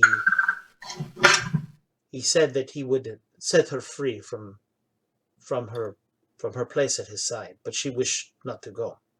In the end, the compact was made because Demeter was wroth with anger that Hades would take her daughter so. And so she refused to let anything grow on the entire earth until her daughter was brought back to her. In the end, Zeus came to the underworld and told Hades that he must free her, but Hades would not budge. In the end, Persephone, or Kore herself said to Zeus that she would go with him to the world above if she could return every 2 seasons to be by her beloved side. This is why we now have seasons, you see. This is why things come into bloom. When she reaches the world again, Demeter relaxes her wrath, and she and her daughter bring things into bloom again. 2 seasons later, well, this is why she is now called Persephone, which in our language translates to bringer of death. Because the world dies when Persephone leaves, you see. Okay. As I'm writing my notes, there is an irony, you see, in that of all the things that are said about our master, that he is a creature of evil and darkness, and he is cold and cruel. He kind of chuckles a bit. He says, you have to understand that Zeus would go all over the world in search of fine maidens. Behind the back of his wife Hera, he would do what he would.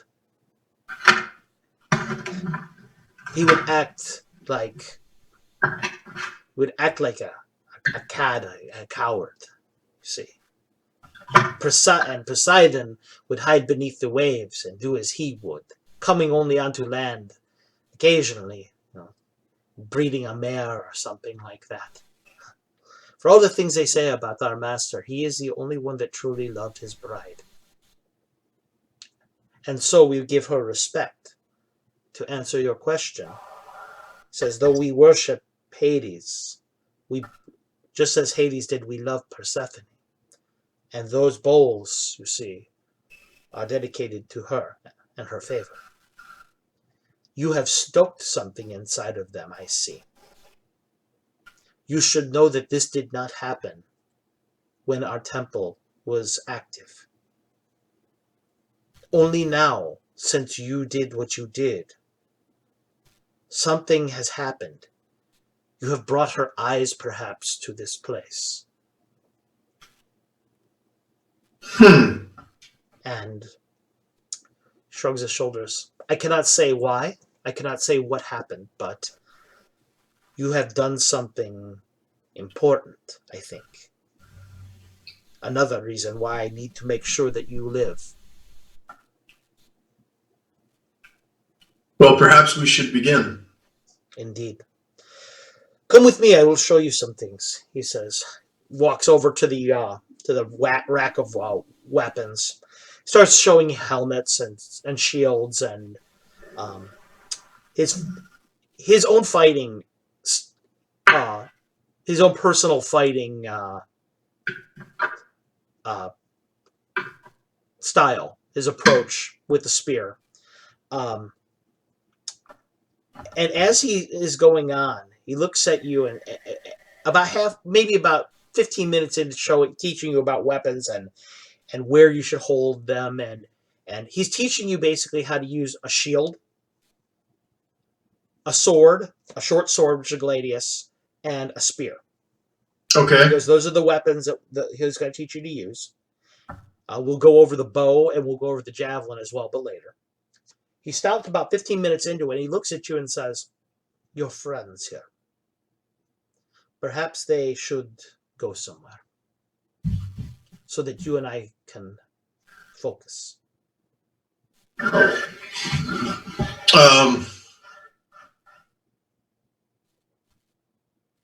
Okay. I will ask. He says, "They don't understand a word I say, I know. So." Are they intruding? No, but it will be very difficult for me to teach you the lessons I wish to teach you with them present. Some things they should not know. And how about my wolf? I care little if the wolf stays here or not. I'm going to ask Melina, Norik, and Karak to start work on that room that I had asked them to. Okay, they all nod. Melina and Norik just goes and does whatever you say. But Melina looks at them when they start to leave and looks back at you. She says, "Are you sure? I don't know that I feel 100% comfortable with you and him alone." Then in Elvish, I say, then you can wait outside the door. I'll do that. Okay, and you know the room. You know the rubble room is the one I'm talking about. Yes, the 20. I remember what you're talking about. Mm-hmm. The one that you told him you wanted to have cleaned up so it could act as a base of operations. Yeah. Right. She looks back at you and she says, "How long will you be?" As long as it takes. Then perhaps we should tend towards these hellhounds' appetites. She looks at you. No. We have 3 days. She looks at this ghost of a soldier and looks back at you, and she says, "I'm not sure that you will be less than 3 days, will you?" In that case, get Norik and Karak to do the hunting. Don't stray too far from the temple. I will do so. In that, I will make sure that if the rest of the group wishes to leave, that there are some here that will remain behind for you. I hand her some paperwork to take with her. Takes it. And she leaves. Walks out of the door. He looks at you and says, That one stands on my master's doorstep and knows it not." He kind of chuckles a bit.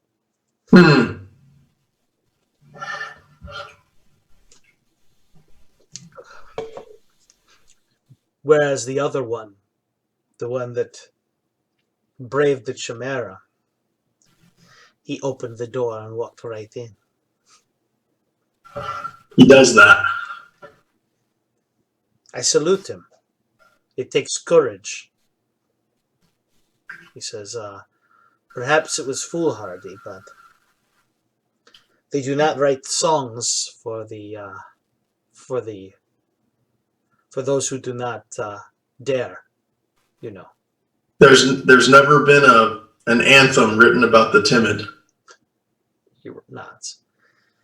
Well, very well then, he says. I will begin teaching you then. Pay very close attention, because some of the things that we are going to teach you will save your life.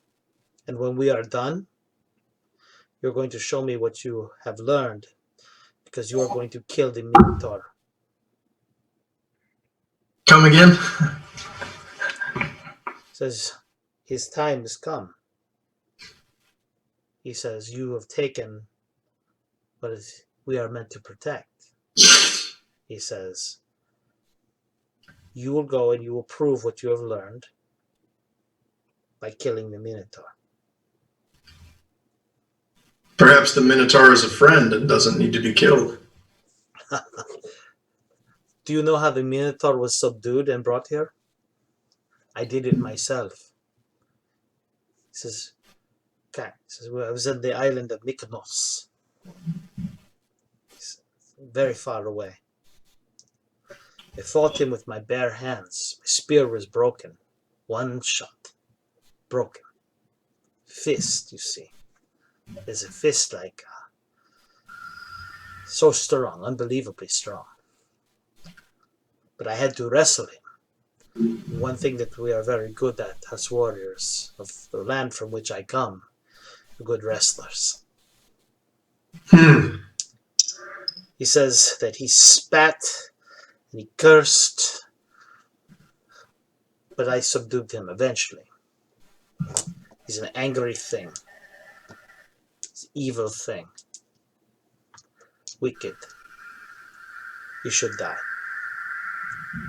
You, who are going to be my student, it appears, are perfect to do this. You see, I am bound myself not to be able to harm anyone else from the temple. You, however, are different. Okay. So, Rainmar begins to study with Asperion, the winds of the spear. This is opening up a lot of opportunities for your character as far as development goes. Because as of last adventure and gaining the helmet, you had enough experience points to get to 4th level. Okay, yeah. This is your training for 4th level. Okay, yep. This 4th level in particular is an interesting level for fighters because it you will have the ability to begin you're going to get another proficiency. You're going to get a couple other things. And I'm going to do a little bit of background work on the way that you're on a fighting style. If you're interested in learning his fighting style. So, sure. Which we can do. The good news for you is that bards are eligible to use the spear. So, okay. So that's good. You might even think that your DM might have planned that. I don't know, but but anyway, this is a good point at which we can stop your solo for the night. Okay. I feel like you've learned a lot about the temple. Yeah. You've learned a lot about the history of it. You've learned a little bit about the helmet that you're wearing. And you've learned a lot about why it reacts the way it does. Yeah. Okay. It was stolen.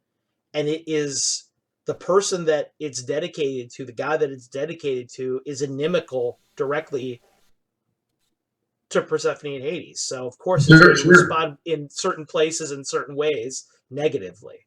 Sure. So you kind of figured that out.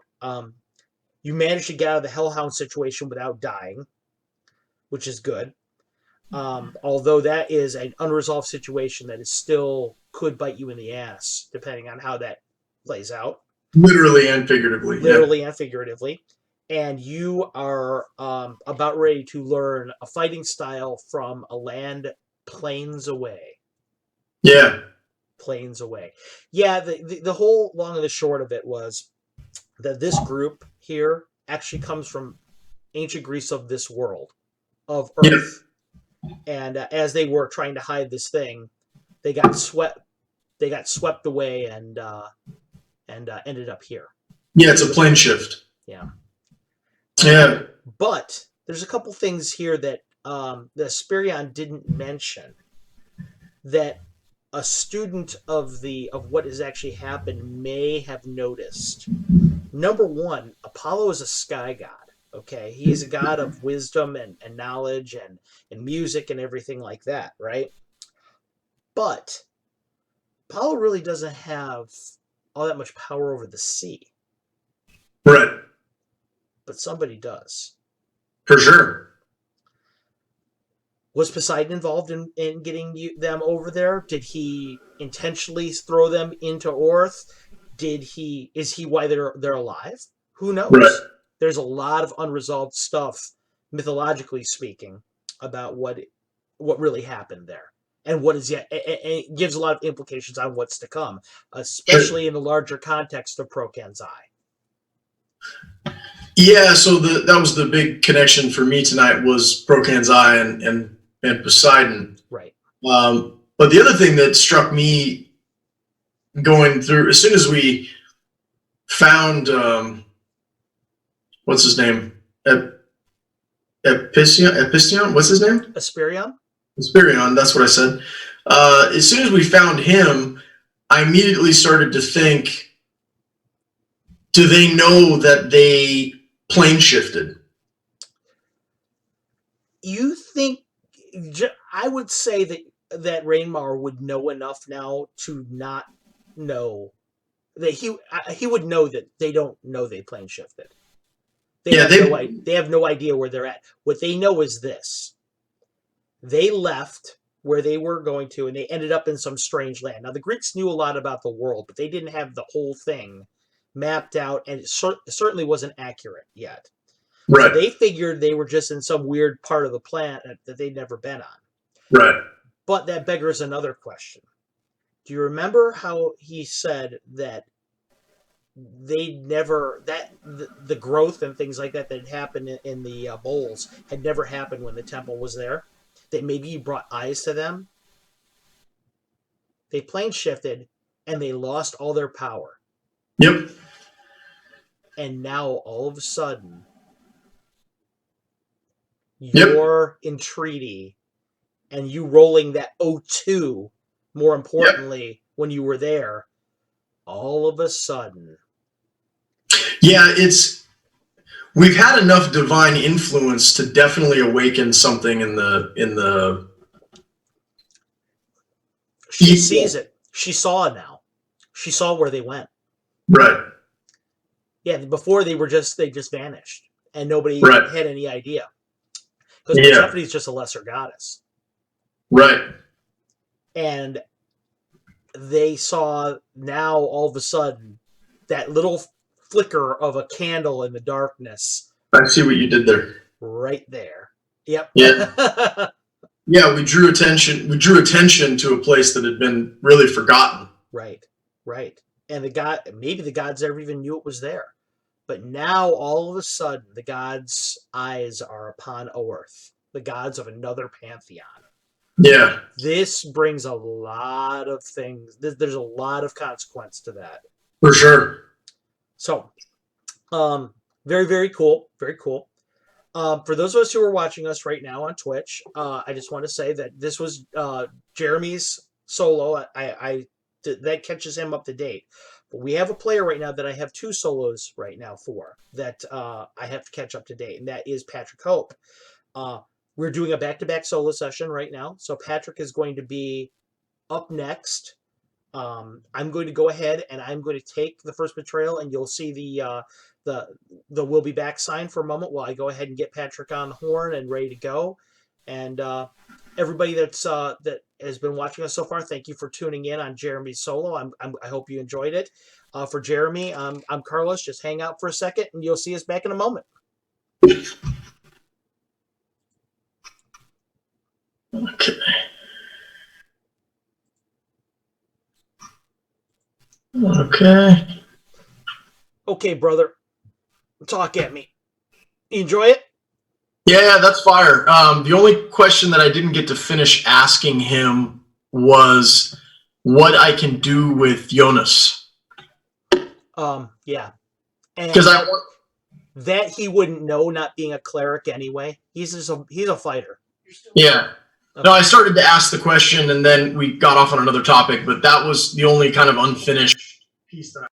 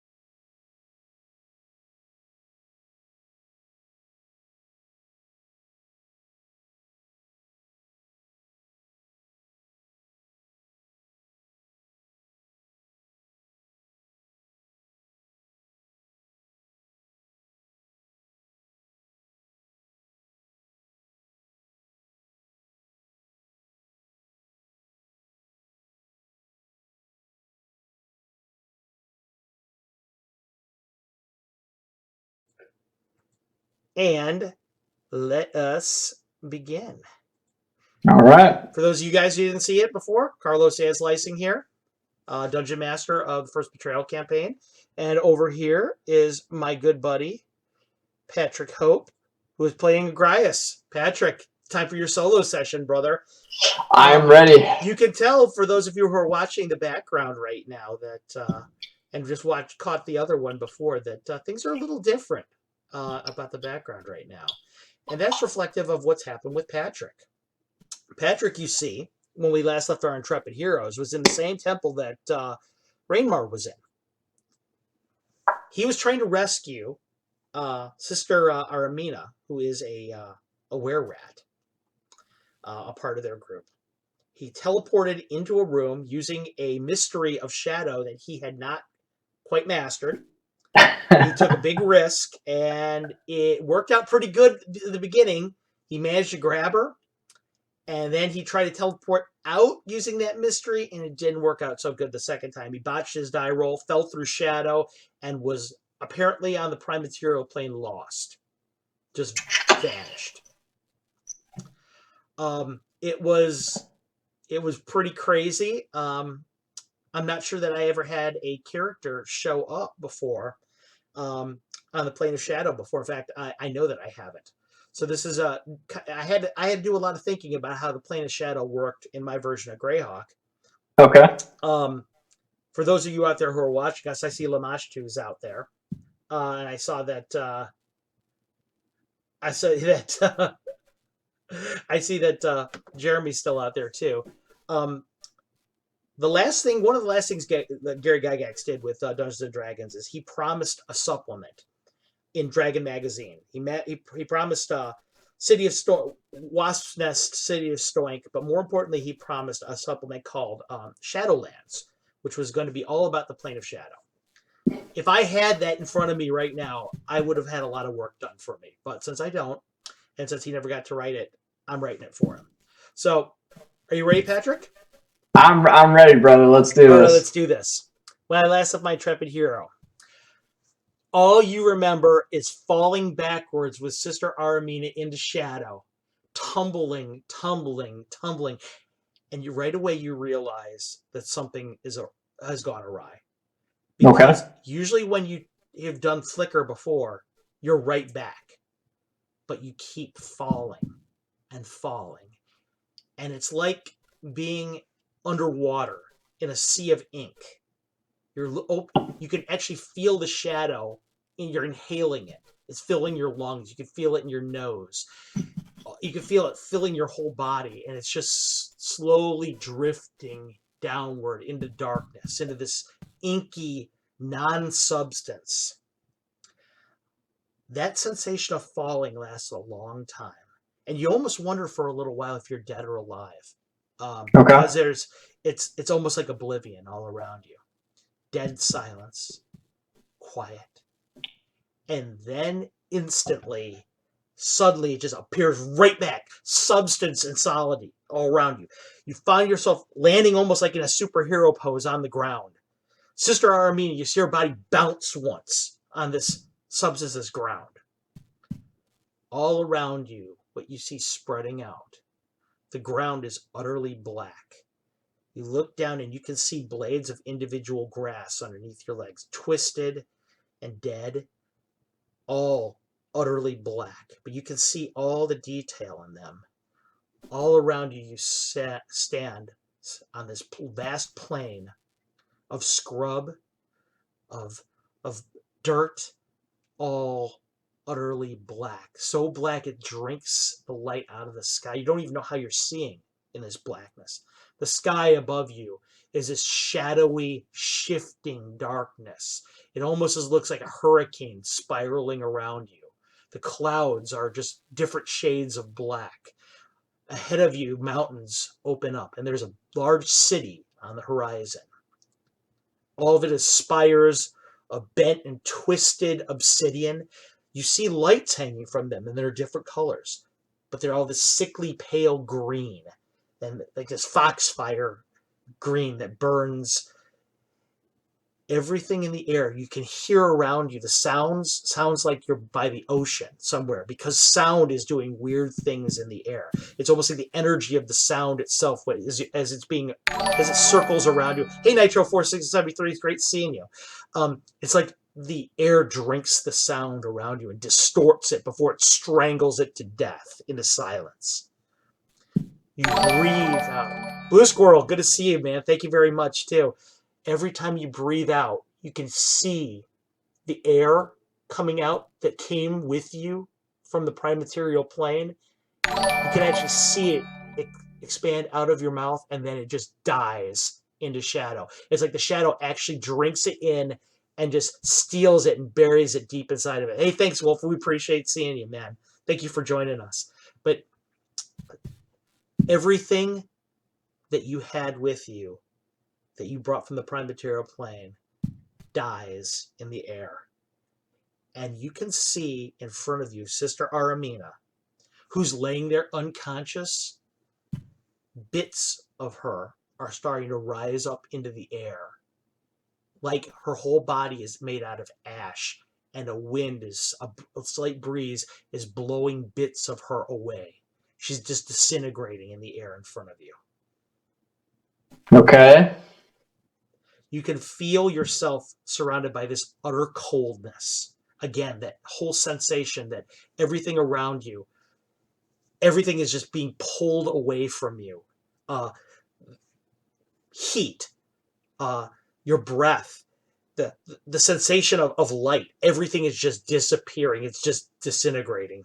And Sister Aramina in front of you is disintegrating as well. What are you going to do? Oh God. Okay. Okay. I'm gonna scoop her up and head towards the city. I don't have much of a choice. Okay, you're gonna scoop her up.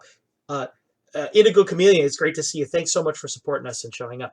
You go ahead and you walk over to Sister Aramina. Sister Aramina is there, and she's so limp in your arms. She's like, it's like she's dead already. Her body is so cold, the heat just being dragged out of her. You pick her up, and as you scoop her up with your arms, you see your own flesh is ashy. It's all turned like and parts of you are blowing away as well. Oh man. Okay. Becoming one with the darkness. These are not mysteries that you have ever learned. These are something strange is happening, and it's not good. Okay. I am in full on sprint as much as I can, holding Aramina. In the distance, you see that city. It's it's too far away. You know it's miles away. It's probably a good 15 miles away, you figure. But as you're walking, you notice that distance is doing weird things. Time is doing weird things. You feel like you might be able to cross it faster just by thinking hard about it. And okay. So I need you to roll me a 20-sider. 20-sider. 1. You walk forward with her, you take one step, and then the city is right there in front of you. Shoot, okay. It just rises up for you. Almost have to jerk backwards. There are 2 guards standing in front of this large gate. The gate is totally black. Above the gate, there's a ram's head that looks down. This ram,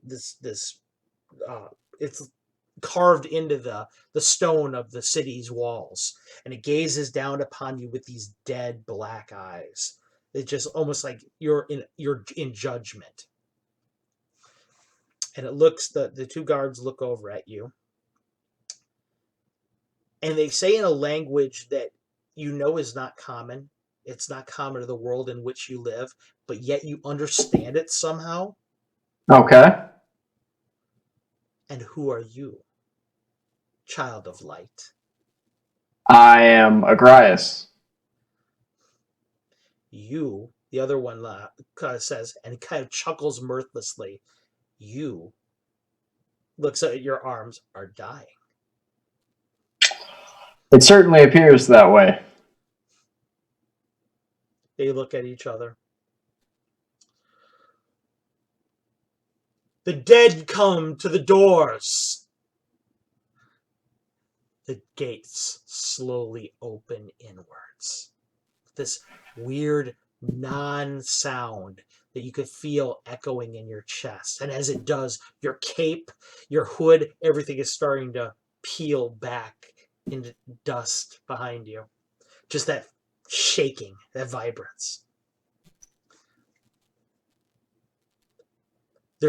When you open the doors open, there's an old man that's standing back there in a hood. You see that he's got a brooch on his that's fixing his robes together, and in the brooch, it looks like there is it's a flower of some kind, and the flower is like a greenish flower. You don't recognize the kind of flower it is. You don't recognize even the color is weird. Okay. Next to him is another person, a very gaunt-looking woman, like almost skeletally gaunt. She's got her hood down. Hair is like made out of pure ash, it looks like. She's also got a brooch with a flower in it of a kind you've never seen before. These people are clearly of elvish birth. Okay. But it's hard to tell what they are. And with them is a young girl that's probably about maybe 7, 8 years old. And roll me a 20. 12. You can't possibly mistake it. It's Alta Teresa. Oh, God. 12 years old. Or like 7 years old, 8 years old. She's looking up at you. In elvish years, she's probably about maybe 40, you figure. She's got bright blue eyes. It's the only color really that's there that you see. Everything else has got that ash white look. She's almost like an albino skin-wise. And she's wearing a brooch, and the brooch is an orchid, a black orchid. Okay. And the man looks at you. He says, "You're here. You're here. Come, quick." I go. He starts leading you through the city street. He looks back at you. He says, "How do you feel?" I was told by the guards I'm dying. He nods. He says, "They're not wrong." He goes, "I'm in Darwin." He says, "I'm going to help you." He says, "But you have to do what I say." He starts leading you through the city streets. He says, "We have a place here for people like you that come from the outside." He says, "You'll be safe there for the time being, at least until your transformation's complete." He starts leading you through the streets. Everything, all these cobblestones that you walk on are all black. There are birds that are sitting there are lighted on top of buildings, and they look at you. They just look like silhouettes with these little points of light for their eyes. Every once in a while you see a silhouette of like a cat or a dog made out of pure shadow walking around. There's nobody else on the streets. And finally he leads you to this tower, and you recognize the tower. It's the Citadel of Shadows, but it's here. He opens up the door. Come, quickly. I go in. He starts leading you. He leads you over the span and into the tower and downstairs, down the spiral staircase where the garden would be normally. He opens up the door, and as it opens up the door, there's nothing but color in there and light. He says, "Go." I go in. You walk in, and instantly you feel more solid. You feel more real, like everything light. You can breathe again. Color is starting to return to your cheeks. Sister Aramina, you see her. She starts to breathe again, suddenly. The man just stands outside the threshold of the door. You smell everywhere the fragrance of flowers. You can hear the buzz of the bees in the air. Little hummingbird floating around. You see wind chimes all there, but one of them is missing at the bottom. Okay. He looks over at you. He says, "Better?" Yes, I feel better. Good. This is our garden, but I suppose you already knew that. Yes. We have much to discuss, you and I. Yes, we do.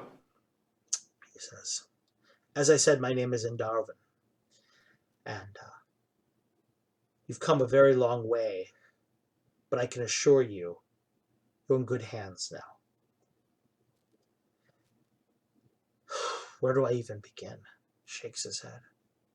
After he says that, I relax a lot. Right.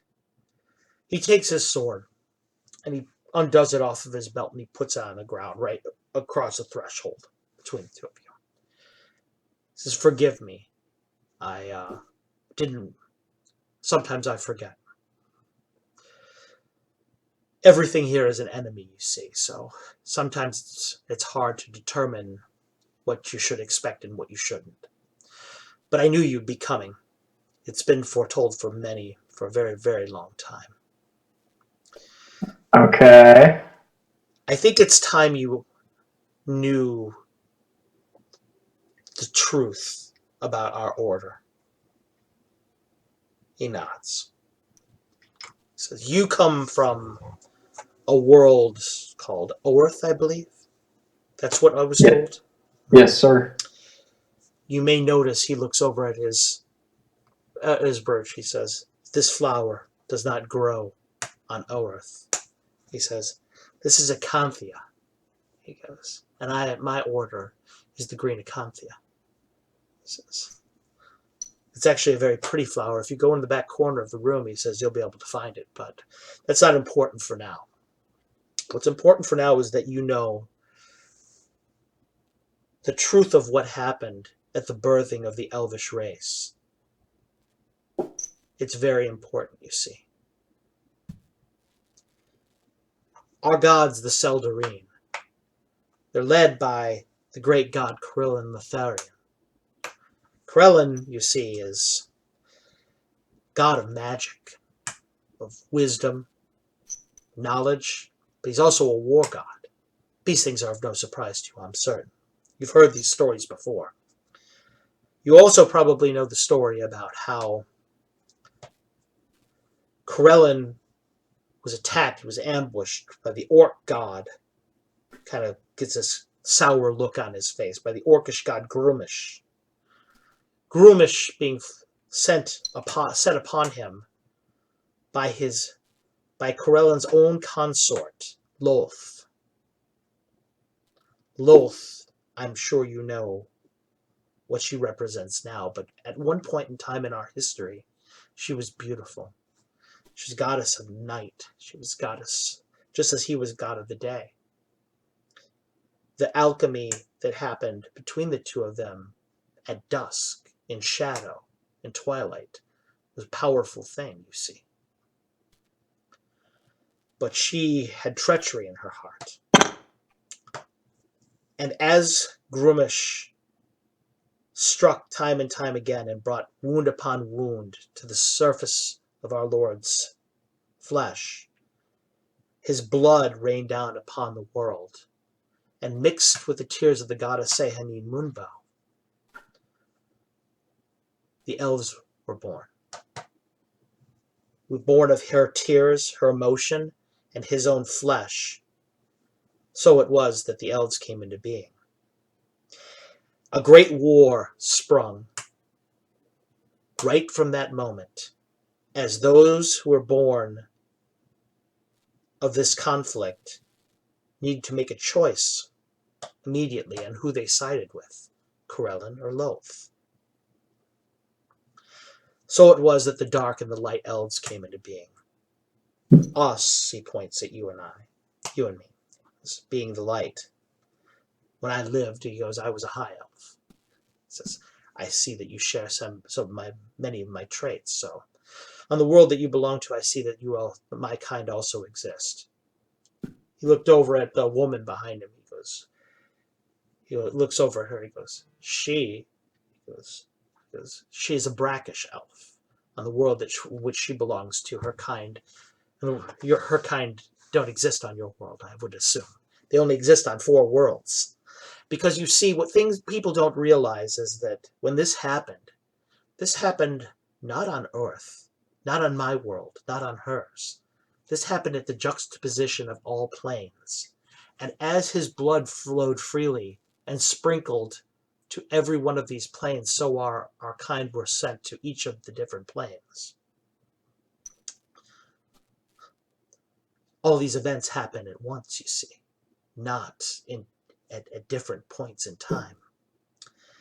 After the war was fought, the decision was made that soldiers needed to come to the elves' aid in case Lolth and her kind ever returned to bring war to us.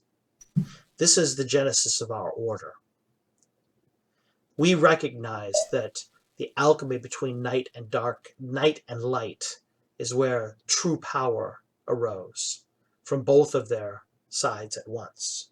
Mm-hmm. This is where events become different than perhaps you've heard. The elvish gods did not look with a kindly eye towards that. They saw our embracing of the darkness as treachery on our part, that they couldn't fully trust us.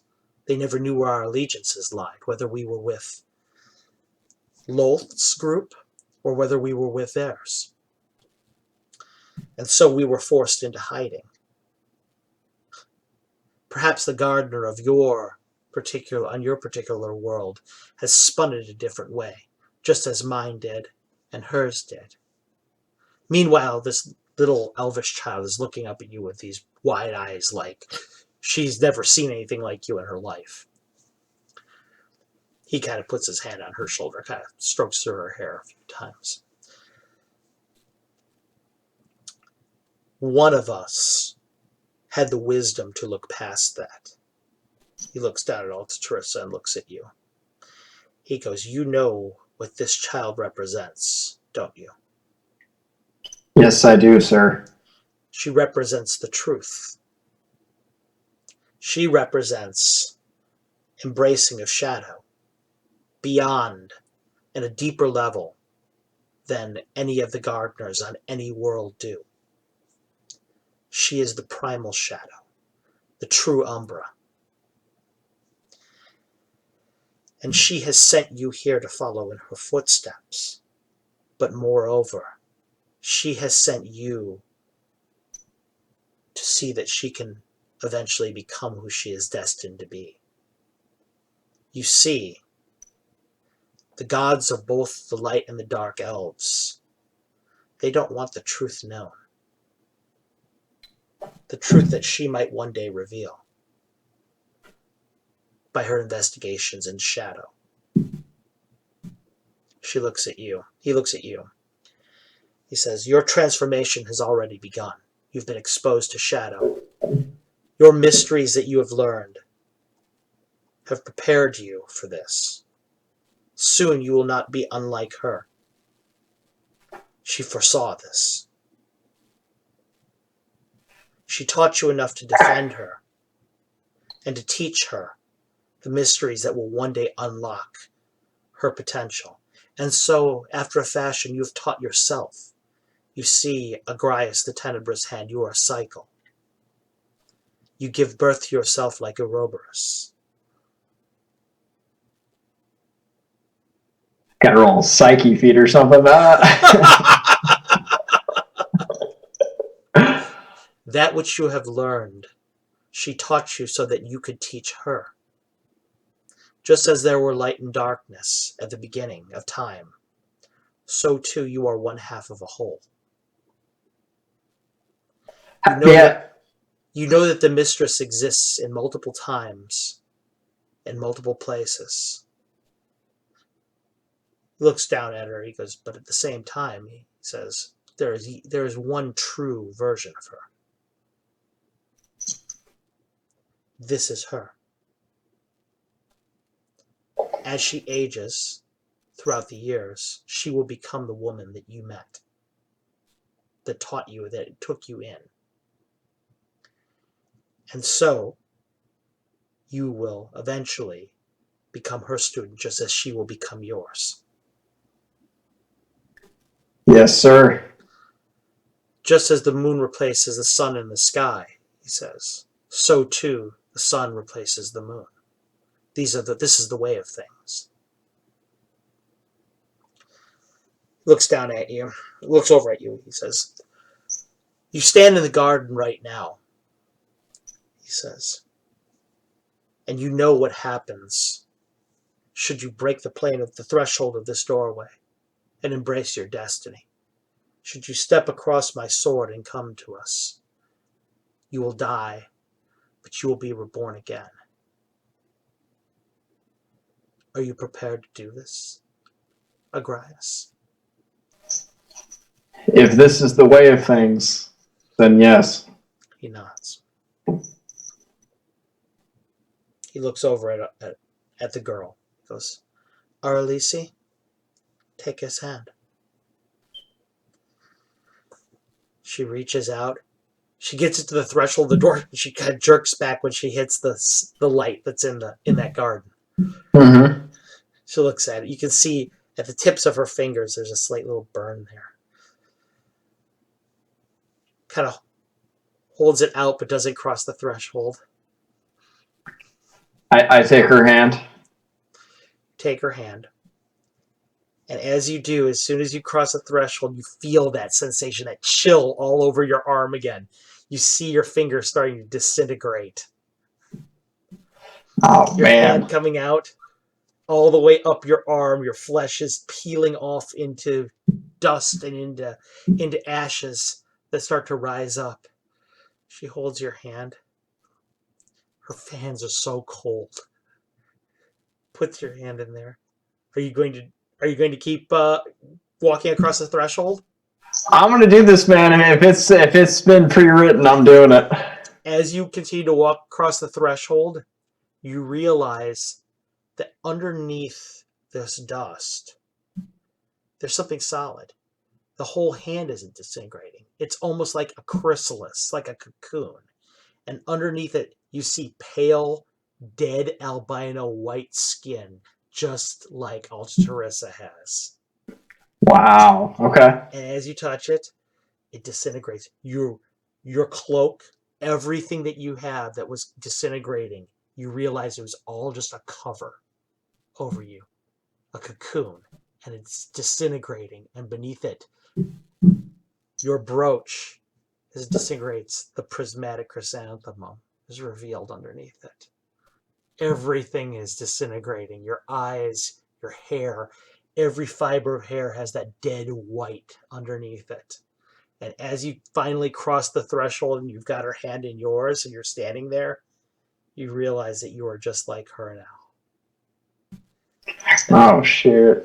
And the man stands there and he looks at you. He goes, you are now truly a creature of Umbra, a child of the night. He says, the ability to which you will be able to master shadow now is increased tenfold because you are no longer apart from it. You have become shadow. And so now, Agrias, who was once at the Tenebrous hand, he looks at the little girl and looks back at you and he goes, now you know your destiny. Protect the girl as you can. There will be those that will come for you, and they will come soon. The weapons they have at their disposal, the magics that they have at their disposal are terrifying in scope and power. But I trust in who she will become. He looks over at her and looks back up at you, that she has chosen wisely. I can tell it in your sword and in your brooch. He looks at your prismatic chrysanthemum and in the reflection of your eyes. You will do what you must. Yes, sir. I swear. And now what you must do. He looks over at the woman. She nods. She puts her sword down. Aralise, go upstairs and wait for both of us. She nods. Remember what I told you. Do what Agrias says. Be a good girl for her. She nods and just walks up the stairs. You have to kill us both now. The man says and looks at you. The woman, I know it sounds strange, but the magics that they have, what they could make us, what they could make us tell them, it can't be allowed to be done. This is the only way.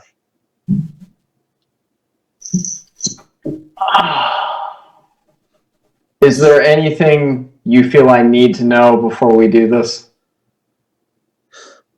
So many things, he says, shaking his head. But I can't utter a word of them. It's the hardest moment of my life, knowing that this moment was to come, and knowing of all the secrets and the things I could teach you, and not being able to utter a word of them, because once I speak those things, they could become known to them. Those that will chase you, that will hunt you. He takes a little sigh. He says they can extract these things from the very air of the shadow if they wish. The shadow of my soul. So you must strike me down with your weapon, just as you will strike her down with your weapon. And so he looks at, takes a piece of his hair out. He takes it, he turns it into a circle. He goes, and so you will close the loop.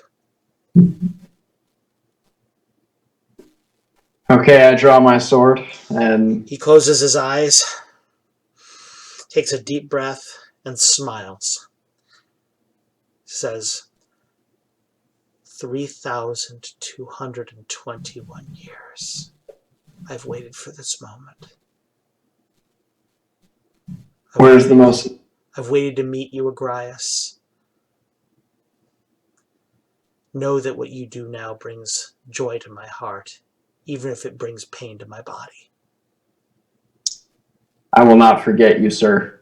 And I thrust into his heart. And he holds you around as you run him through with the blood. You just hear him deep breath. You feel his weight just collapse onto your weapon. And as he falls backwards, he's let him fall to the ground.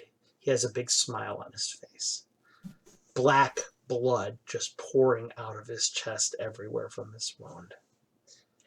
The woman that's standing there looks down at you. Has this kind of impassive look on her face. Mm-hmm. She nods. You've proven to me everything you've needed to prove. I admit I was not certain that you had the courage to do that. That you did speaks volumes for who you will become, and I am prepared to meet my destiny as well. She closes her eyes. Oh, man. Okay. I nod and thrust into her heart. Thrust into the heart. You feel her last breaths, the tenebrous, the dark cold of her last breath as it washes over you. Blood just pouring down her body. She feels like she weighs like a feather as you let her go, and she slides onto the ground. Oh, man, that was hard. Okay. You look at as soon as she dies, as soon as you pull the sword back, it's like behind you a light turns out. And you look behind you, in the garden, the light is all gone from it. Huh. Okay. Agrias? Yes? Is that your voice I hear? Where are Yes. We are kind of in the darkness right now. I can't see anything. I know we're in the darkness, but where? Are we still in the temple? No, definitely not. It's you should just get some rest and relax.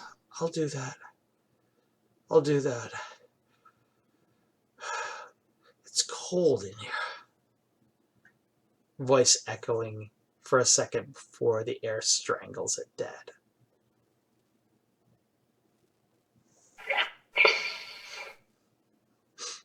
Okay. How far away is she? It sounds like her voice is a mile away inside of that darkness, inside that garden. Or is it even a garden anymore? It's hard to tell now with the light gone.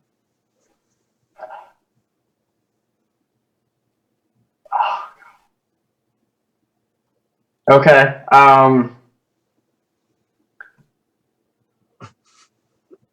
Oh man, stand still.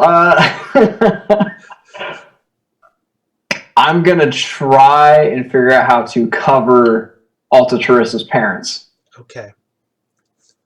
+2 for recognizing that was her mother and father too, by the way. Okay, so you take their robes, and in the order's fashion, you fold them over. Take the hood down so it covers their face in shadow. Everything around you is shadow, though. As you cover their face, it's no different than before. Mm. Both of them just have that little smile on their faces. Okay. Am I able to? Well, I probably shouldn't take Sister Alvamina into that. Although, if the light's off, it doesn't matter, right? Right. All right, I pick her up and start walking up the stairs to Alta Teresa. Oh, you're going to go back into the room, into the garden, and pick up Sister Armina, is what you're saying? Is that what you're going to do? Maybe I shouldn't do that. Okay, so what are you going to do? You get to the threshold, and you're like, kind of pause. I feel like that'd be a bad idea right now. Okay. Can I roll to figure out if that's a bad idea? Yeah, go ahead and make me a 20. Okay. 16. You feel like she's in a safe place right now. You feel like if you were to move her out into the hallway, she might not be in a safe place anymore. All right, I'm going to leave her there then and just head up and... It occurs to you that she has no idea of what is going on or what happened, and that might be the best for her. Because when people come, she won't be able to tell them anything. Okay. Let's go with that. You go up the stairs, up the spiraling stairs again, and you see Alta Teresa in the middle of the room. She's just standing there looking around. She looks at you as you come out. Hi. Hi, Alta Teresa. Why do you keep calling me that? My name's Aralis. Right. We have a long road ahead of us. Where's Mommy and Daddy? They have asked I take care of you from now on. She nods. Okay. They said I should go with you and do what you say. They're in a safe place. Okay. Where are we going? I have no idea.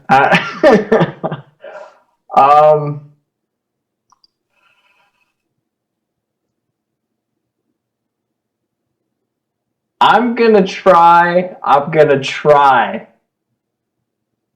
and flicker. I'm gonna try and think.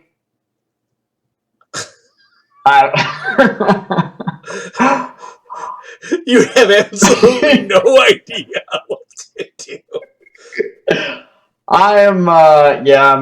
I guess you could say I'm in my element at this point. You are more in your element than ever before. Alta Teresa Aralisi walks away for a second from you. She says, "Is it okay?" She goes, "Is it okay if I take Agrias with us?"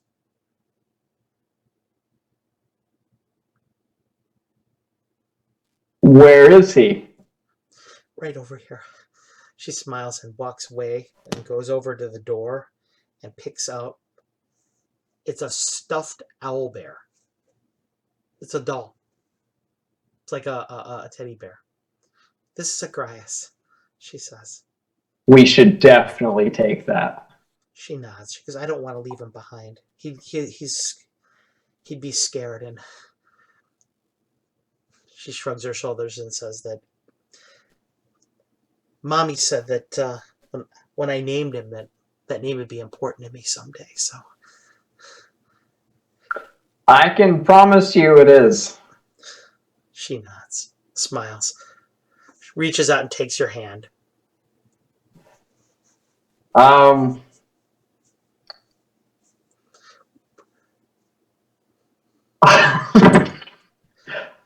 She goes, my mommy and daddy said that your name was Mr. Black and you'd take me where I had to go.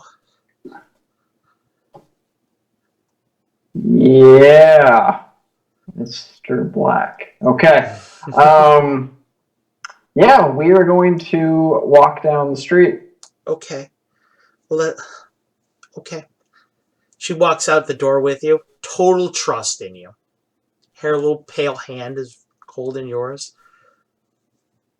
I see you have a sword like mommy and daddy's, and you've got the same kind of flower thing.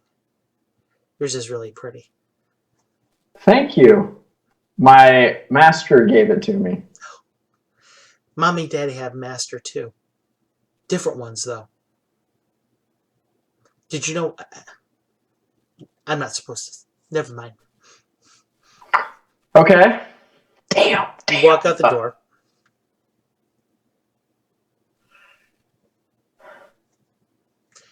Outside, there's a big wide world of blackness.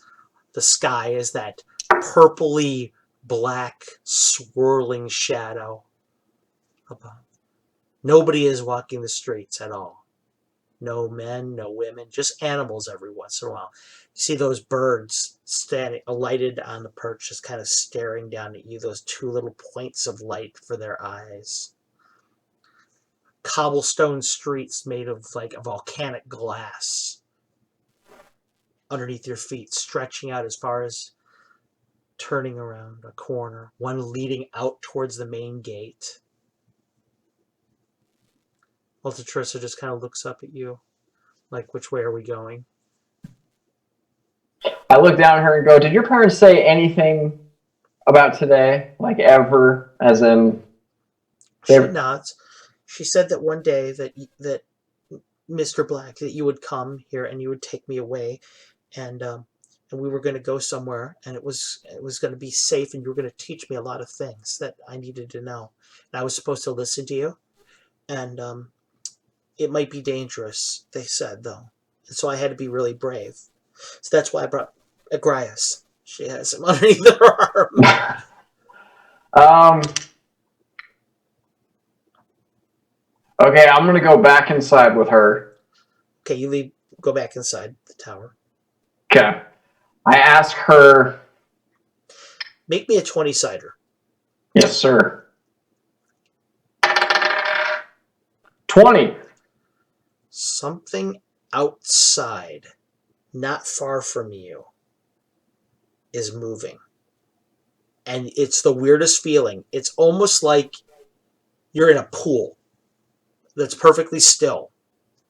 And you feel waves. You feel that concentric waves, that motion from someplace distant from you. And right away, you realize now how she feels the darkness moving. How Altatrissa herself feels it. But the little girl next to you seems totally oblivious to it as she looks up to you, just like you once were. Oh, God. Oh, we got a long way to go. Something is moving out there. Actually, a lot of things are moving out there. Things hiding in the shadows outside the tower. All coming towards the tower. Okay.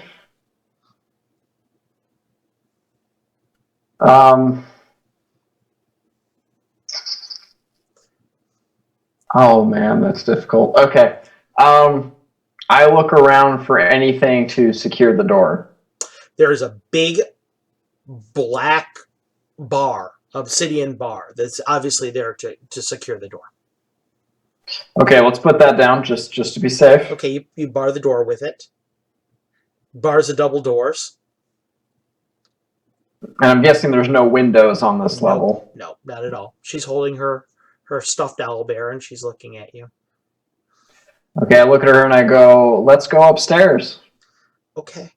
I can show you my room if you want. Let's do that. Okay. She starts walking up the spiral stairs. leading up to the next level. Spiral stairs, you've walked them yourself 100 times before.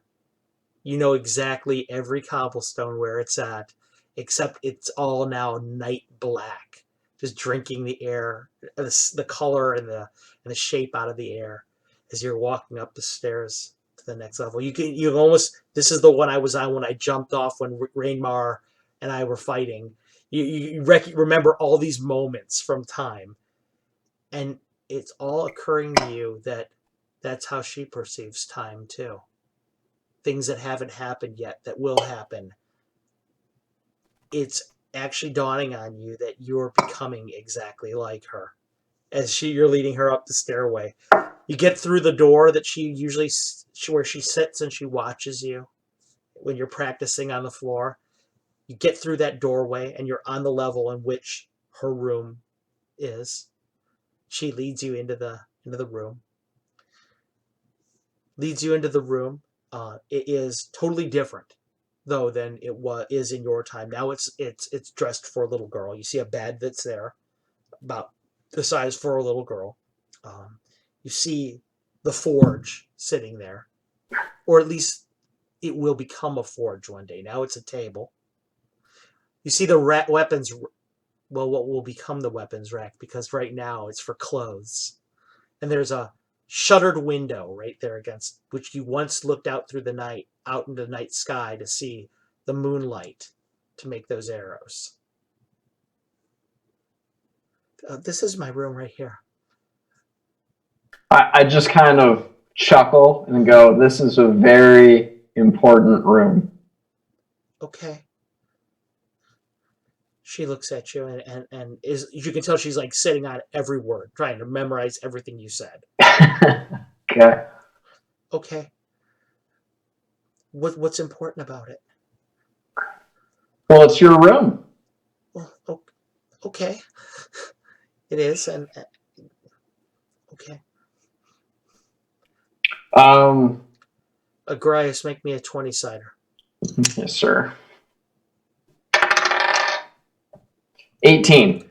Something landed on the roof. You can feel the ripples through the shadow. Something just landed. It's about the size of a no.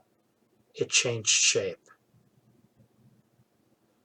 It's the size of a person, an elf now. And it's trying the secret door on the roof. Oh, this is where Alamina would come in handy. I look at her and say, okay, we're going to play a game. Okay. Okay, you're going to get under, and I'm whispering to her as quietly as possible.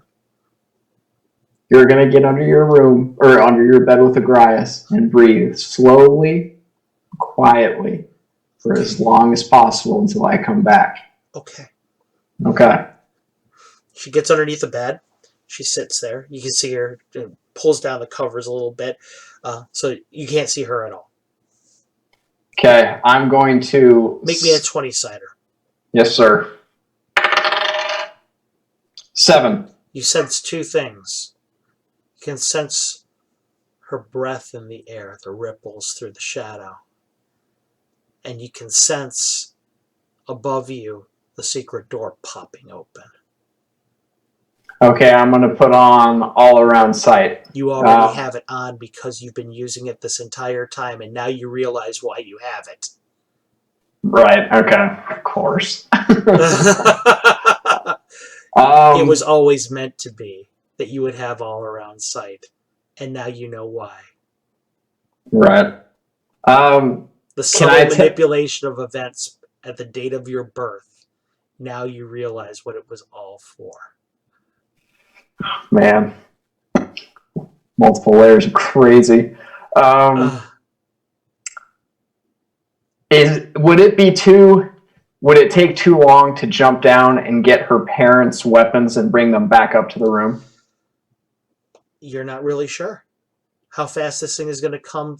It's right now you sense it climbing down the ladder to the upstairs. That's where you guys used to live. You and when you were staying at the at her tower. I know this place better than anybody. That's right. And we're in the dark plane, so I can manipulate things. Not only can you manipulate things, but you know exactly where to hide. You know the layout like the back of your hand.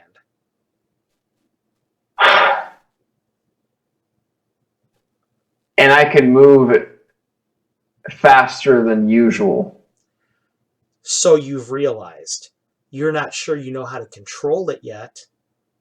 Okay. And then something else occurs to you. This is a teaching moment. She's teaching you without even being here. Of course. Oh, God. Always a student. Who will inform the mistress? Okay.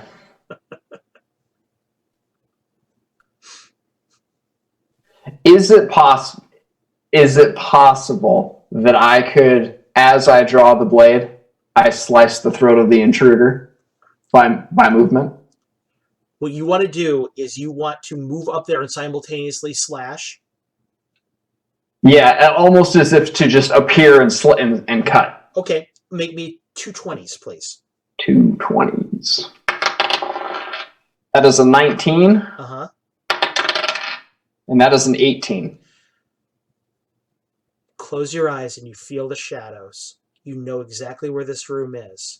You've stayed in this room before. Mm-hmm. And so you know exactly where to appear right behind the privacy blind.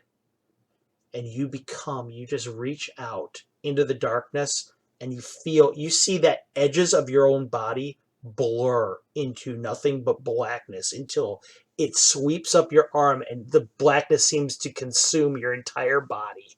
You slide in through there, and in an instant later, you're behind the privacy blade.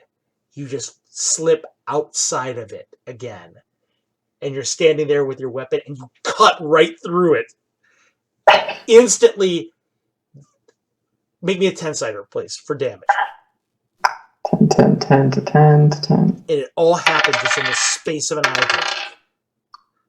3? Okay, you cut through the air, land it right on the side of the neck. You hear something metal wearing a gorget.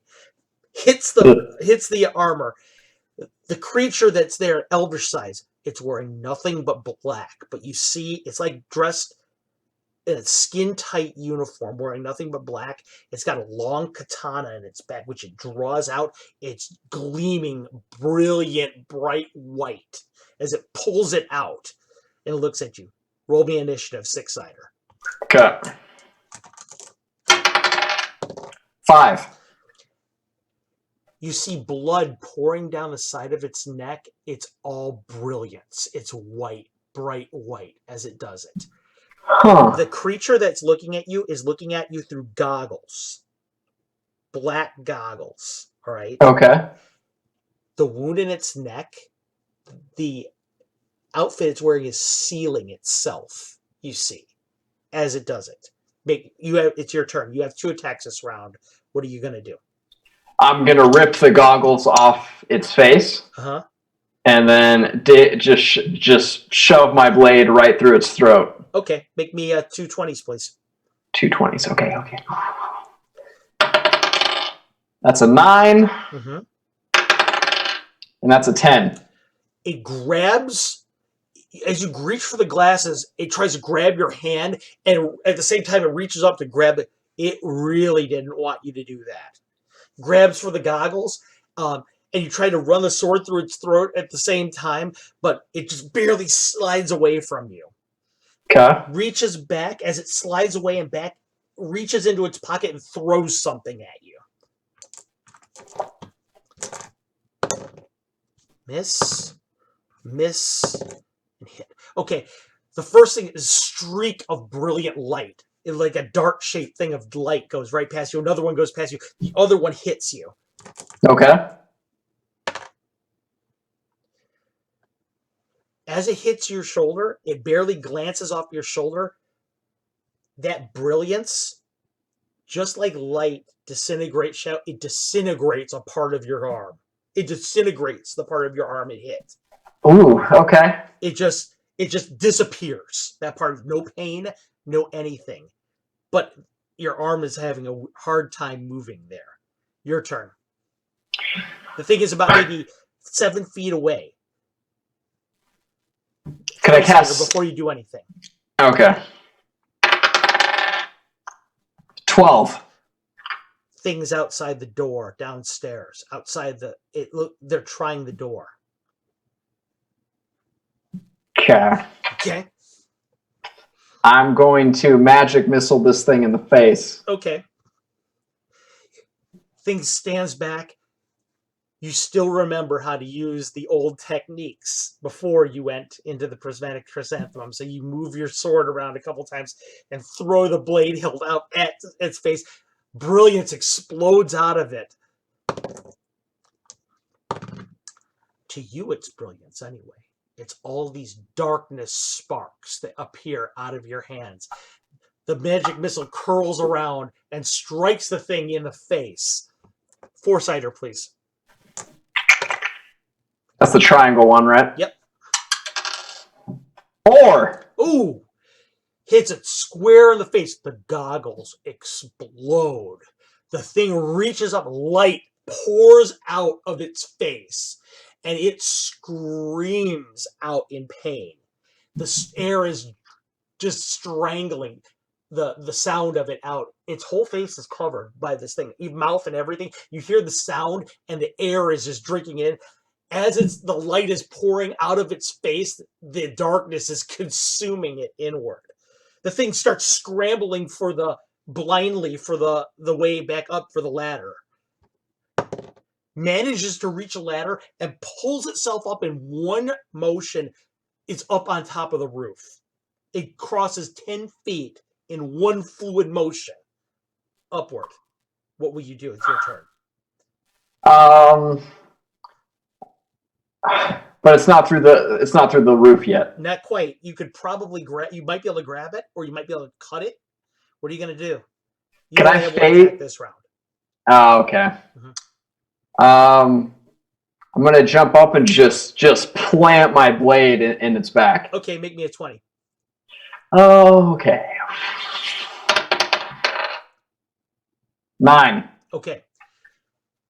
You plant the blade towards the thing, and you cut nothing but air. It's so fast. It's up on top of the roof. It moves like a jungle cat almost, and it's on top of the roof.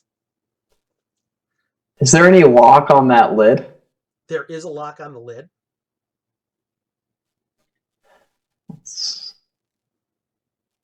The door downstairs just broke open. Okay, can I lock the lid and plant a trap on it? You can try. What kind of trap are you gonna plant on there? You go up and you close the lid suddenly, and you're trying to lock it. You remember the lock, you got the catch, you throw the lock. You notice that this lock has been picked before. It was locked previously. Okay. This thing, that's what slowed it down to get down in the beginning. Now you're aware of it as you close it back up. How are you going to trap it?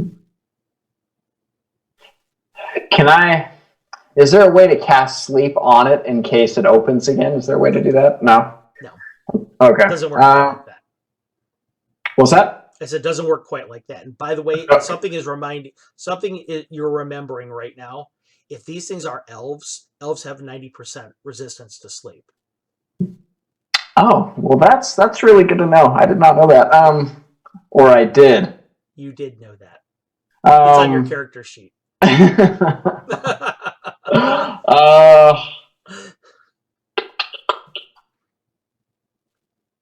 They're back.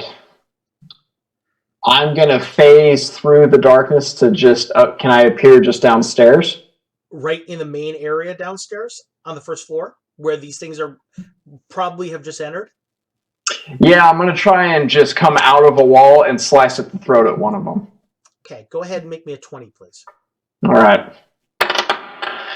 15. As you're going downstairs, and you're going through, you melt into the shadow again, Mm-hmm. it occurs to you the sight of some hand disembodied going through shadow and grabbing one of your friends and pulling them through comes to your mind. This is the exact same move she pulled. I'll try that. Okay. You do that. You reach through. Make me a 20-sider. That's a 2. You grab part of the cloak. You hear a muffled sound of surprise, but you miss the body. Something tries to strike at your hand but misses. Okay. You pull back or you come right through the shadow. I'm going to pull back and then try and go in again. Okay, you pull back. But from a different section of the room.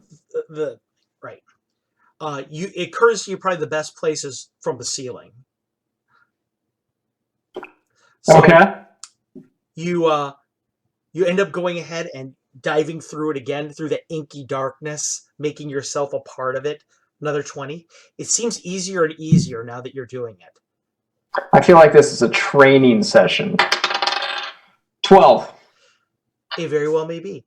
You go right through the darkness and you appear through the roof. You're just going to drop on top of them with the sword? Or you're going to try and grab one? I'm going to try and grab them and then bring them up. Okay. Grab one by the back of the neck. Make me a 20. You're going to be rolling a lot of 20s, man. 2. Okay. You grab it. You pull it up. That was a strength check. You pull it up through the shadow. The thing screams for a second as it goes right through. You're standing up there. You can see it vomiting through its cover of its face. Like the outfit is just straining it through as it's coming through shadow. It's stunned. Your turn. What are you going to do? It's stunned? Just stunned. Slit its throat. Okay. 20-sider, please. 16. Okay. Whatever is on the roof is gone off the roof. You can feel it in the shadow. You slash the throat. Brilliance just floods out of the body. Like someone's shining a shoreway lighthouse light out of its neck for a second into the room. And then it slowly fades to nothing. And the body goes limp as the light completely bleeds out of it. Just dead, laying there. Whatever was on the ground is fleeing and it's going out through the front door. Okay, can I appear just out of the side of the door and go in for a cut midsection? Sure. Okay. 20? 20. Okay. 10. Okay, you appear there, but you're not quite where you expected to be. It's going to give you a minus to hit, so go ahead and roll me another 20. Okay. 6. Cut. Again, you were too far away when you appeared. You cut in there. This thing flees in, running down the street, flees into the night, cuts down an alleyway. Okay. You can feel Ultrasa breathing upstairs. You can feel it. Is there a way? Cold. You can sense the cold in the back of your neck if you think about it hard enough. Is there a way to have the darkness swallow up the busted door? Yeah. Like manipulate it to do that so no one can get in? Oh, you mean the manipulate? So now you can make it probably appear somewhere else, but now you don't think you can do that. Okay. It might be a little bit beyond your ability. Right. Okay. Is the door broken? Can I shut it? It is broken. It is broken. Okay. You can see the obsidian has been somehow. It looks like someone took some kind of axe and hacked it cleanly right down the middle. But it's too clean to have been some kind of a weapon. It's weird. It's just like it was someone took like a hot knife through butter and went right down the middle of it. Okay. These things are using some kind of light weapons to cut the shadow. Okay. She can't go into light.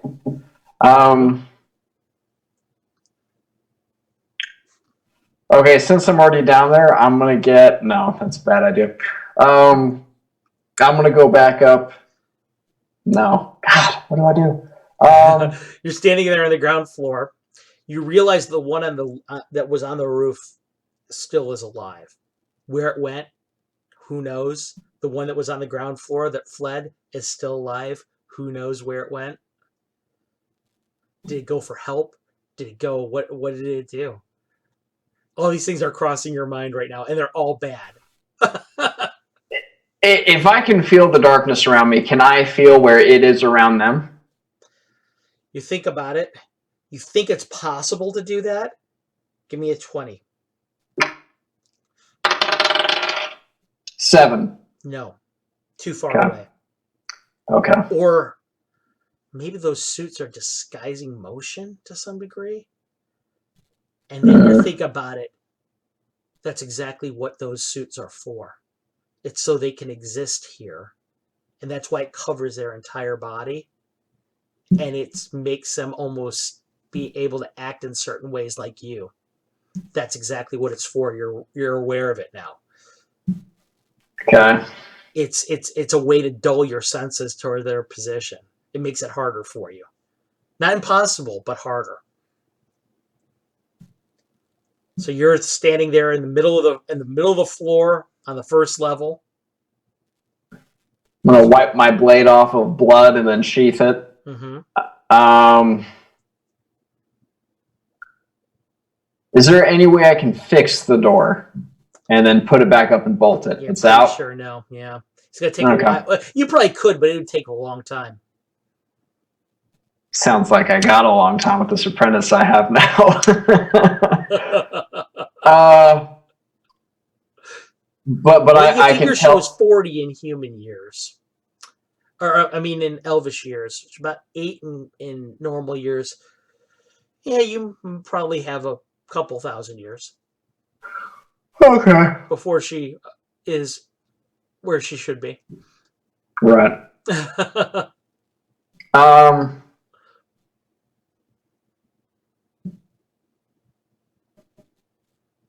Crap.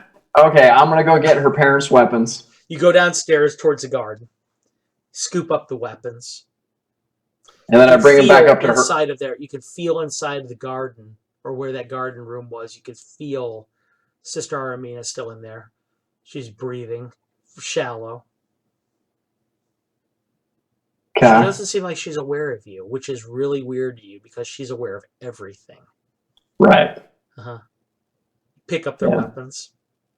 I'm going to take them back up to Alta Teresa. Yeah, she's sitting. You can hear, as you open the door, you can barely hear her breathing underneath the bed. And all the doors up to her room, I lock. Everything you lock. Okay. Get up to the top of up into the room. And I say, "Good job. I didn't hear you." Kind of see a head poke out, eyes in the darkness. You see a stuffed owl bear there. I tried my best. Did you? What is? She looks at the sword in your hands. What do you do with Mommy and Daddy's swords? Well, they told me to give you these as a gift. Oh, okay. Wow. I always ask to play with them, and they never let me. Well, we're not going to play with them. We're going to learn with them. You're going to teach me how to use one? Oh, man. Yeah, yes. I'm going to teach you how to use both of them. Wow. Wow, Mommy, Daddy said that you were going to teach me stuff, but I didn't know it was going to be anything that cool. Oh, man. Okay. I call her over and ask her to pick which sword she wants to start with first. She grabs her mother's. Okay. This one, it seems like it's lighter. She looks at it and points at it. She goes, "It's like yours. It's made out of mithril." Just like she told you to pick. Yeah. I see a lot of dots connecting here, Carlos. And then I take her through basic cuts. Okay, you are doing that. Well, first and foremost, I'm going to teach her how to draw a sword correctly. Right, and she's practicing with you. She's a very quick student, actually. She looks like she was born for this. Very quick student. Okay. Lamashu on the back just said in our chat, hooked on psionics. So you're teaching her how to cut, and it's occurring to you as you're doing this that you have no idea where the bad guys are. You have no idea how many of them there are or when they're going to come. But being here is probably a bad idea when they come back, because they're probably going to come back in force. Okay. It's just all striking you that if you were trying to kill her, you probably would have sent a token force. And when they come back, they're probably going to say, this guy that is protecting the kid is crazy powerful. We need to bring the house. Okay. I look at Altaturisa and go, is there anything else as she's practicing, I'm watching her, is there anything else you want to bring besides your owlbear? No. I think that's all I need. Maybe mommy and daddy, but I don't think I don't think they're coming, are they? She looks. It's just us. Okay, then no. Just mommy's sword, maybe. We'll take both your parents' swords. Okay. She knows. Okay. I tell her to sheath her mom's sword. Put down. It's comically too big for her.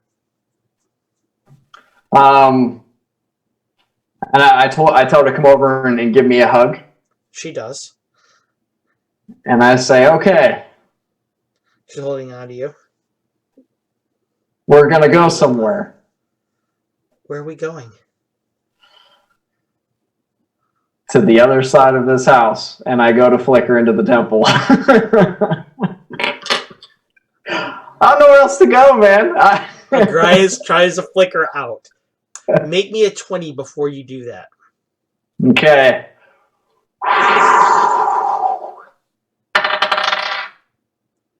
$20. It occurs to you that right now she's a creature of darkness. The same thing that happened to her, that happened to you when you got here, may happen to her if you bring her into the prime material plane. She's not at where she's not ready for it body-wise. She probably wouldn't survive the trip. Even if it was inside the temple? Even if it was inside the temple. You don't think so? Ooh. You're holding on to her and she's holding back onto you. This is nice. She's kind of quiet, muffled into your arm. I whisper to her as I'm walking down the stairs, is there any... And I have her parents' weapons strapped all over me. Right. Is there... Did your parents have any friends? Yeah, some people would come sometimes. They would wear, like you have there, the medallions. And where are they? Do you know where they are now? No, they just would come sometimes and they'd talk and downstairs in the garden and then they'd leave. Ah, okay. But no one around this town? No. We just got here not long ago. Hey, Low Stealth. Nice, and thank you very much for following us. We just got here not long ago. We just moved.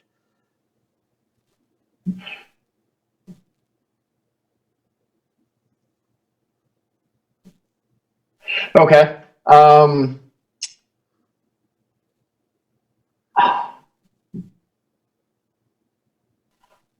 right, I'm going to walk us outside and start sprinting like Loth is after me. Okay. You got her. You pretty much have to put her on your back or carry her. So you end up putting her on your back, and she's riding you like your motorcycle, pretty much. And you're running out. Are you leaving the city, or are you going just deeper into it? Where are you going to go? Everywhere around you. You look up these birds. They could be looking through the birds at you. You're looking at the points of light that are their eyes, and immediately you think they could be. The paranoia of the moment is just totally hitting you from every side. They could be the birds. They could be looking at you from scrying. They could be, the guards could be in on it. It could be anything, literally anything. All right, I'm leaving town then. Okay. You leave through the front gate. Walk to the front gate. The gates open up for you. The two guards look at you as you start leaving the gate. One of them pulls out a piece of paper, looks at you, goes, Voyager? Yes. Destination? Don't know. Wilderness. Direction? In the direction I'm facing. Got it. Direction I'm facing. Looks at you, says, goes, this could be a lot easier. Want it to be. Kind of looks at your change purse. Looks up at you. I flick him a gold piece. The one gold piece that you have. He says, what do you want me to write?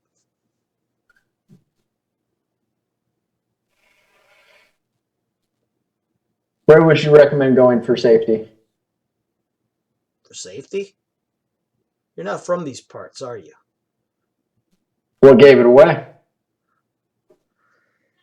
If I was you, he says, I would say, looks over at, he goes, why don't you say the Obsidian Mountains over there? And you go as far away from there as you can. Sounds good to me. Obsidian Mountains. And your name is Danavar Blackcloak. Yes, it is. Unaccompanied. Not. Alone. Alone, right. And occupation is merchant. Got it. Yes. Pleased to meet you, Mr. Blackcloak. Have fun in the Obsidian Mountains. Thank you, Why sir. you lonesome? Puts his gold piece in his pocket. Starts looking out in the distance again. Like doesn't even see you. All right, I am bolting in the opposite direction of those mountains. Right, you're bolting with her. You're back out towards the plains. But in the distance, you see beyond the plains, you figure where you were was about 15 miles from the city before. Another 15 miles ahead, you see, because you're a little bit on a rise here. You can see down a bit.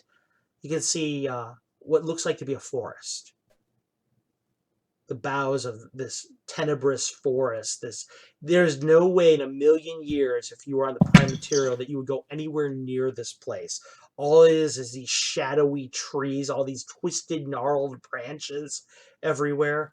But right now, it seems absolutely perfect.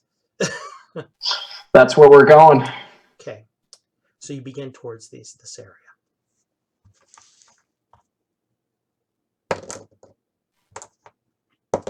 You're trying to stay as inconspicuous as possible. It's on these plains. It's obvious to you that the city has cleared out these plains so that they can see people for miles away that are coming in case the city's ever under siege. You're not sure how often that happens, but that's part of the problem here is you're a stranger in a strange land, and you have absolutely no footing in what's going on here whatsoever. No bearing. None whatsoever. So you begin towards what you're relative to where your position was before, which is south, towards this forest. Ultrissa behind you, Aralisi, as she calls herself at this point in time. Which is a weird word for you anyway, because it's not an Elvish. It's not an Elvish name. It's like different language. But anyway, she's holding on to you. Doesn't say a word. Just holds on to you and holds on to Agrias. And you're heading towards this forest in the distance. You manage to see that there's a procession coming towards the city from a different direction. Looks like religious pilgrims coming to the city. But takes you probably a good 6 hours to get to the city because you're not using the shadows to advance yourself. It mostly because it's occurred to you that if you can sense the shadows being displaced, they might be able to as well. So it's easier just to go. Finally, you find yourself on the edge of this forest. Okay. Mm-hmm. She's just sitting there holding your back. She's light as a feather, holding on to her teddy owl bear. You guys are at the edge of the forest. Are you going to enter this path, this winding path into this darkness of this forest that looks absolutely horrible? Who knows what could reach out of it at any moment and attack you? Yes. Okay. Walk into the forest with her. The sight of the city disappears as the boughs take over. The big forest canopy here, underneath all these dead pine needles beneath your feet. Everything is quiet. You don't see signs of animals anywhere. You don't see signs of the moon is obscured in the air. Wind doesn't rush through the branches here. Everything is just dead and still. And you're leading her through the woods. Got that weird feeling all around you again. You're being watched. There's something there. And you're not sure if it's being paranoid or if it's actually your senses expanding. But that sensation of, oh my God, I'm going to die any second now is just really very real, very tangible to you. What are you looking for inside the forest? What are you trying to achieve?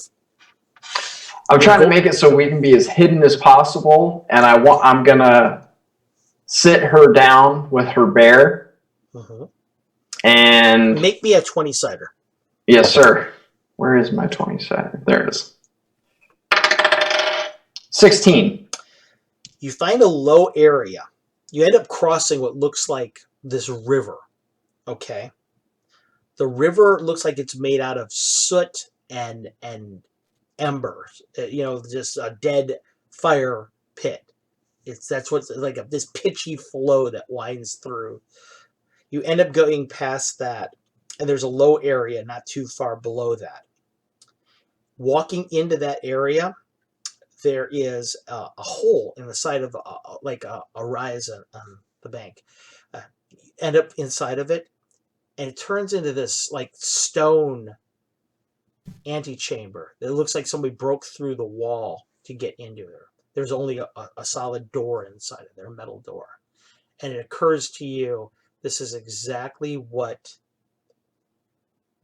Brixton and Arion described the place that they found on the riverbank in Raddick to look like, with the badgers. It's a reflection of that place. Okay. Something Alta Teresa told you once. One of the two principal laws of shadow. The power of shadow works on two arcane principles. And the second is called reflection. That which there's an equal and opposite reaction to the universe. Okay, there's like, if you think of it as a glass table, there's a bottom half side of it that you can't really see because you're looking through a transparency. Right. Everything that exists on the prime material also exists on the in the plane of shadow. That's reflection. Okay. Now, by controlling one of them, the principle, it's like how people use voodoo. Voodoo dolls are a symbol of something else. By affecting that symbol, you affect the real thing. You're looking at this reflection, and by affecting the reflection, you know you can affect the real world, even if you're not in it. So, you're sitting inside of this readout. The badgers aren't there. That they described that were there before. The corpse of the elk that they described there isn't there, or the deer, I should say. But that door is. And you have that weird sense, the scent of smoke. And you remember what they described happened underneath there before, when they threw the white pitch in there. And you know you're smelling the reflection of the smoke. Mm-hmm.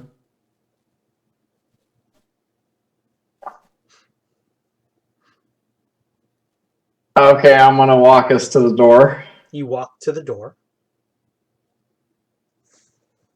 Door is cold metal. The photographic negative, the reverse of the door, the upside down of the door that exists in the prime material. It's unlocked, just like Brixton made it. You can even see the spike in the ground where they spiked the door before.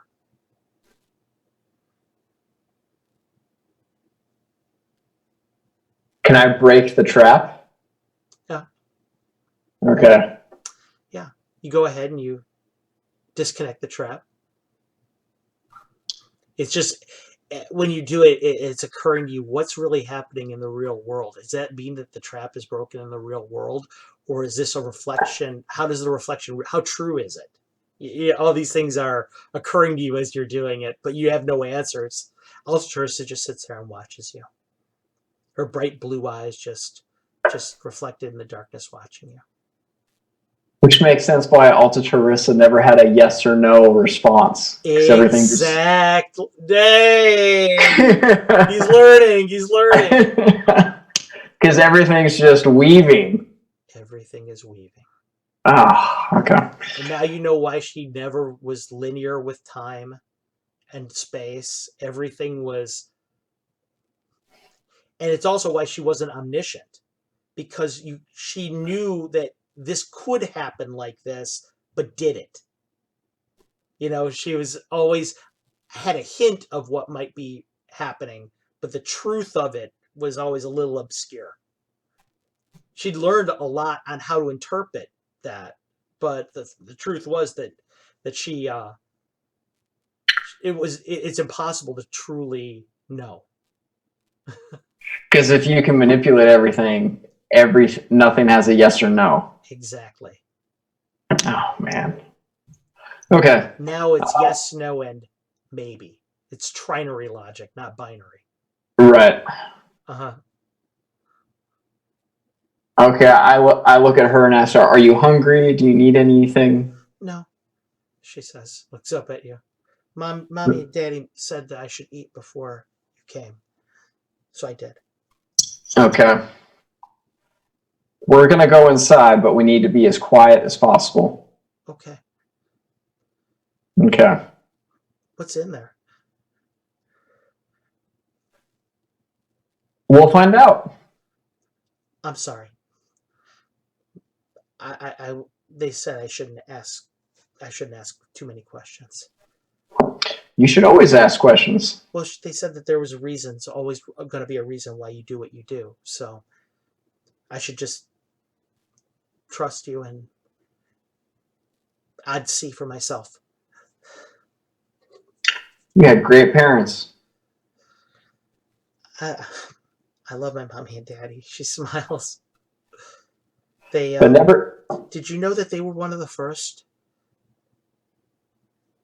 They said I was too, but I don't understand how that is. Time will help explain that to you. Okay. Yeah, they said that they were some of the first ones to see the sun after he bled.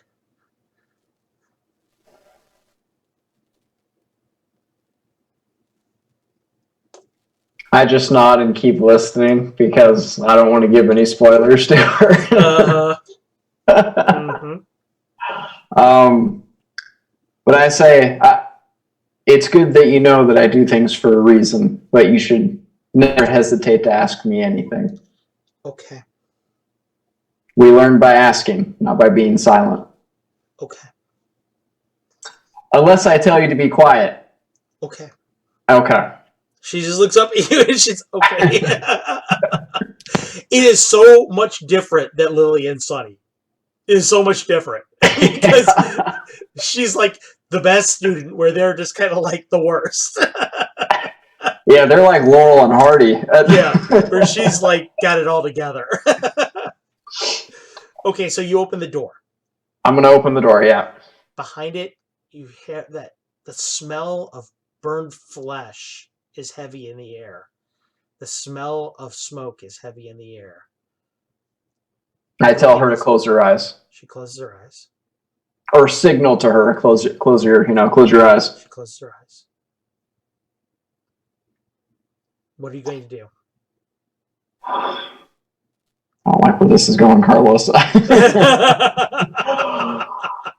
I draw my blade as quietly as possible.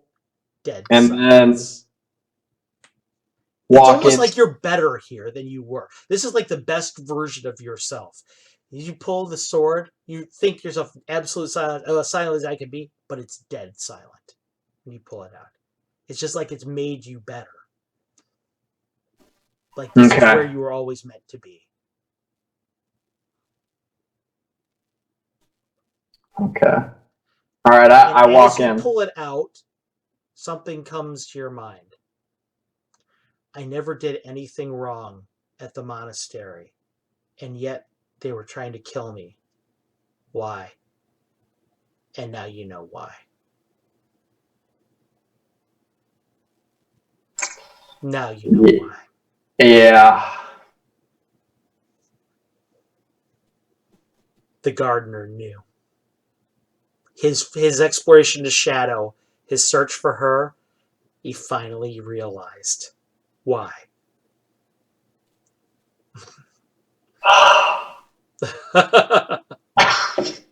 That is nuts. Oh, that's crazy. And then it occurs to you something else. Now you know who they are that are following you here in the plane of shadow. Now you know who those people that you killed are. They're people from the garden.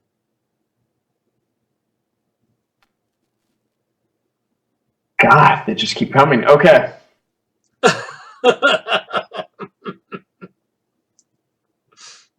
Okay, I look at her and say, we can only trust each other from here on out. She nods. Okay. And agrees. Right. She holds it a little tighter. Can I roll to see if I feel it's safe to go into this place? Sure. Okay. 20? Mm-hmm. Okay. 10. You kind of expand your senses down the hallway, and it's like the whole hallway, the extent of it, becomes part of a sensory organ for you. As you reach down it, you just kind of spread your senses down it, and you don't feel motion. You don't smell anything except for the burning. No, there's some. Wait. There's liquid. You hear water. Yeah, definitely water. Dripping. Mirathason. Of course you hear water. This is the reflection of Mirathason. So of course you're hearing water. Okay.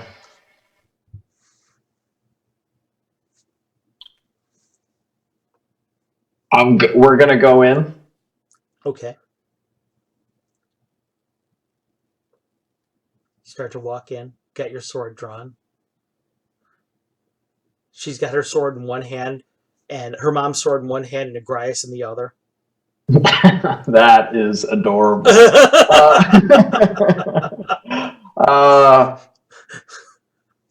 that for how shady this area is. See what I did there? I did see what you did there. You are Slim Shady, a real Slim Shady, even.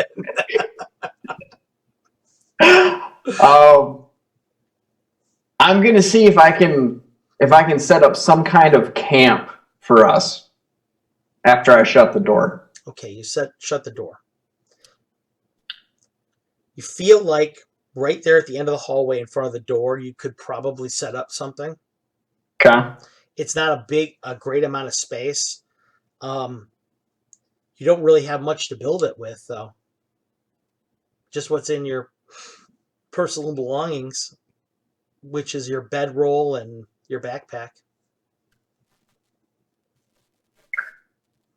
Do That's I get part the about sense? traveling as light as you do. Yeah.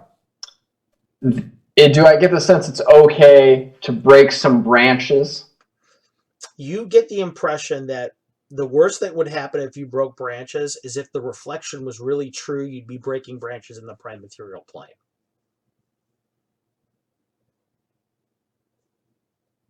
Okay. That could draw attention. It could very well. Okay, let's avoid that. I'm gonna look around to see if there's anything I can use.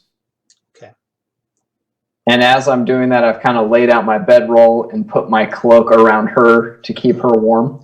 She just sits there on the ground and watches you as you are setting up this little mini camp that you are. Really, there's not much right here for you to use. There's just what you have. You give the bedroll there. You could make a small camp here for the night, but it wouldn't be very comfortable. You could probably only stay there about a night before you need to move along. Right. Okay.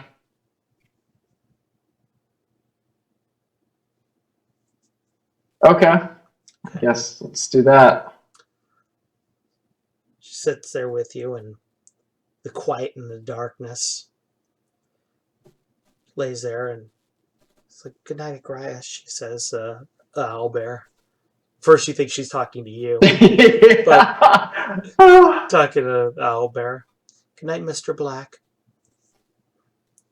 Good night. Why did you name your owlbear Grice, by the way? I don't know, it just kind of looks up and she smiles. She goes, "It just kind of came to me." I work really hard not to smile and roll my eyes, but of course. Okay. I let her fall asleep, And she does. And the last things that you think about as you end up kind of going into your own meditative sleep is you're totally not afraid of the dark anymore. It's just like it's second nature. awesome. And that's where we're going to stop you for the evening right now. Okay. Is where you made camp, and now you're on the plane of shadow. You now have the scenario laid out for you, what's going on. And hopefully I twisted up your brain enough on that one. Oh, dude, bro.